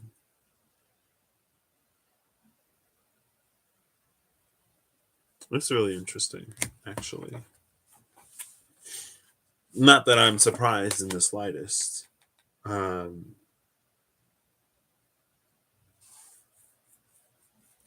but it feels like I mean, yeah, every lots of things are choices. Um,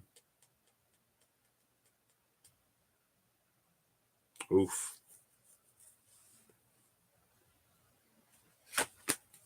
Okay.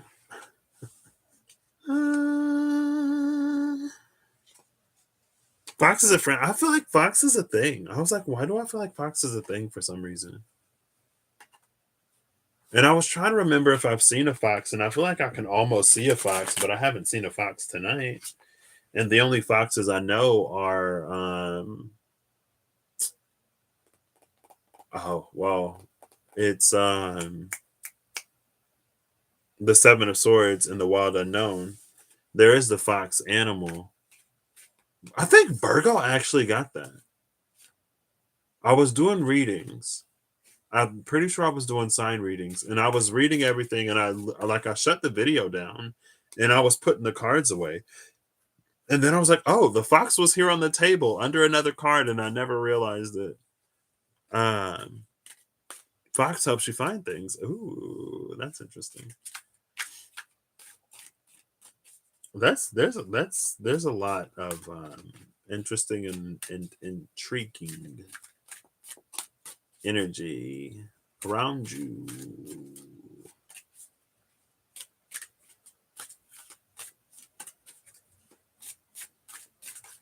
Live life and find out. Live life, speak up, find out. Not speak up, speak up.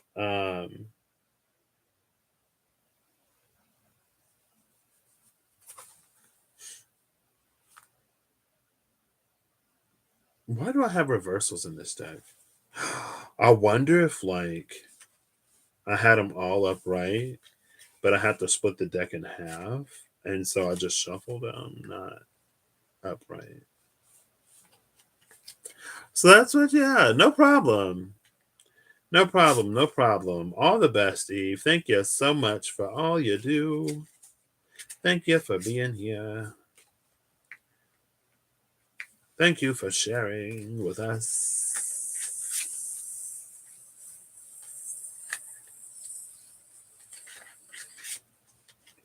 I'm just going to put these all upright. And then I'm going to go to sleep. I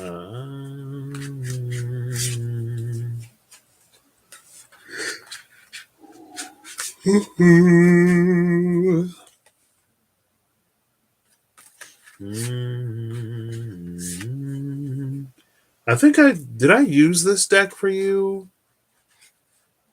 when I was live with Rob? I think I did. Oh, the creepy lovers card was in reverse. As I'm putting everything upright, that card came out for you. Made in Georgia. Peaches.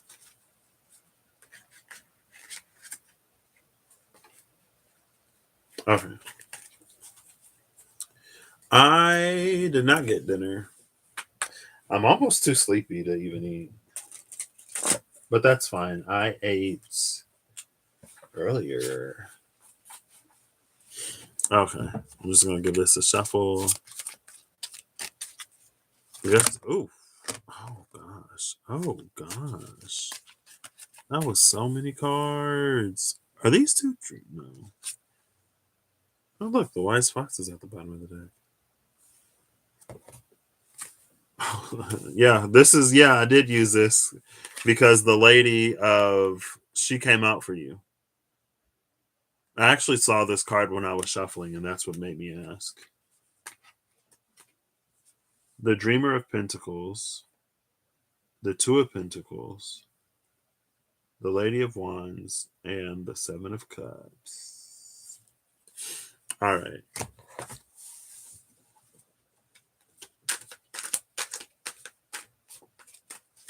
Then I'm going to split this. I'm going to go sleep.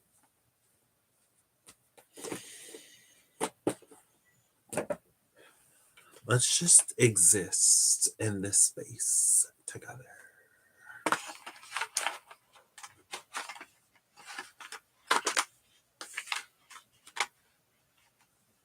I almost want to like meditate now. I haven't meditated in a minute. I just feel like extremely calm. That's why I want to just like go to sleep.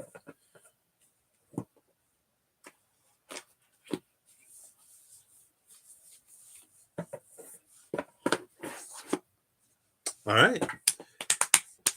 That's all the decks put away. Thank you again, Eve, for everything. Excuse me, for everything you do. Thank you for being here. And I'll pull one more Diceology. I'll just pull it for the collective or anyone who sees this. On the cusp of realization, a shared vision, and a quickening. On the cusp of realization, a shared vision, and a quickening. What is 40? Where's my phone? I'll just use my iPad.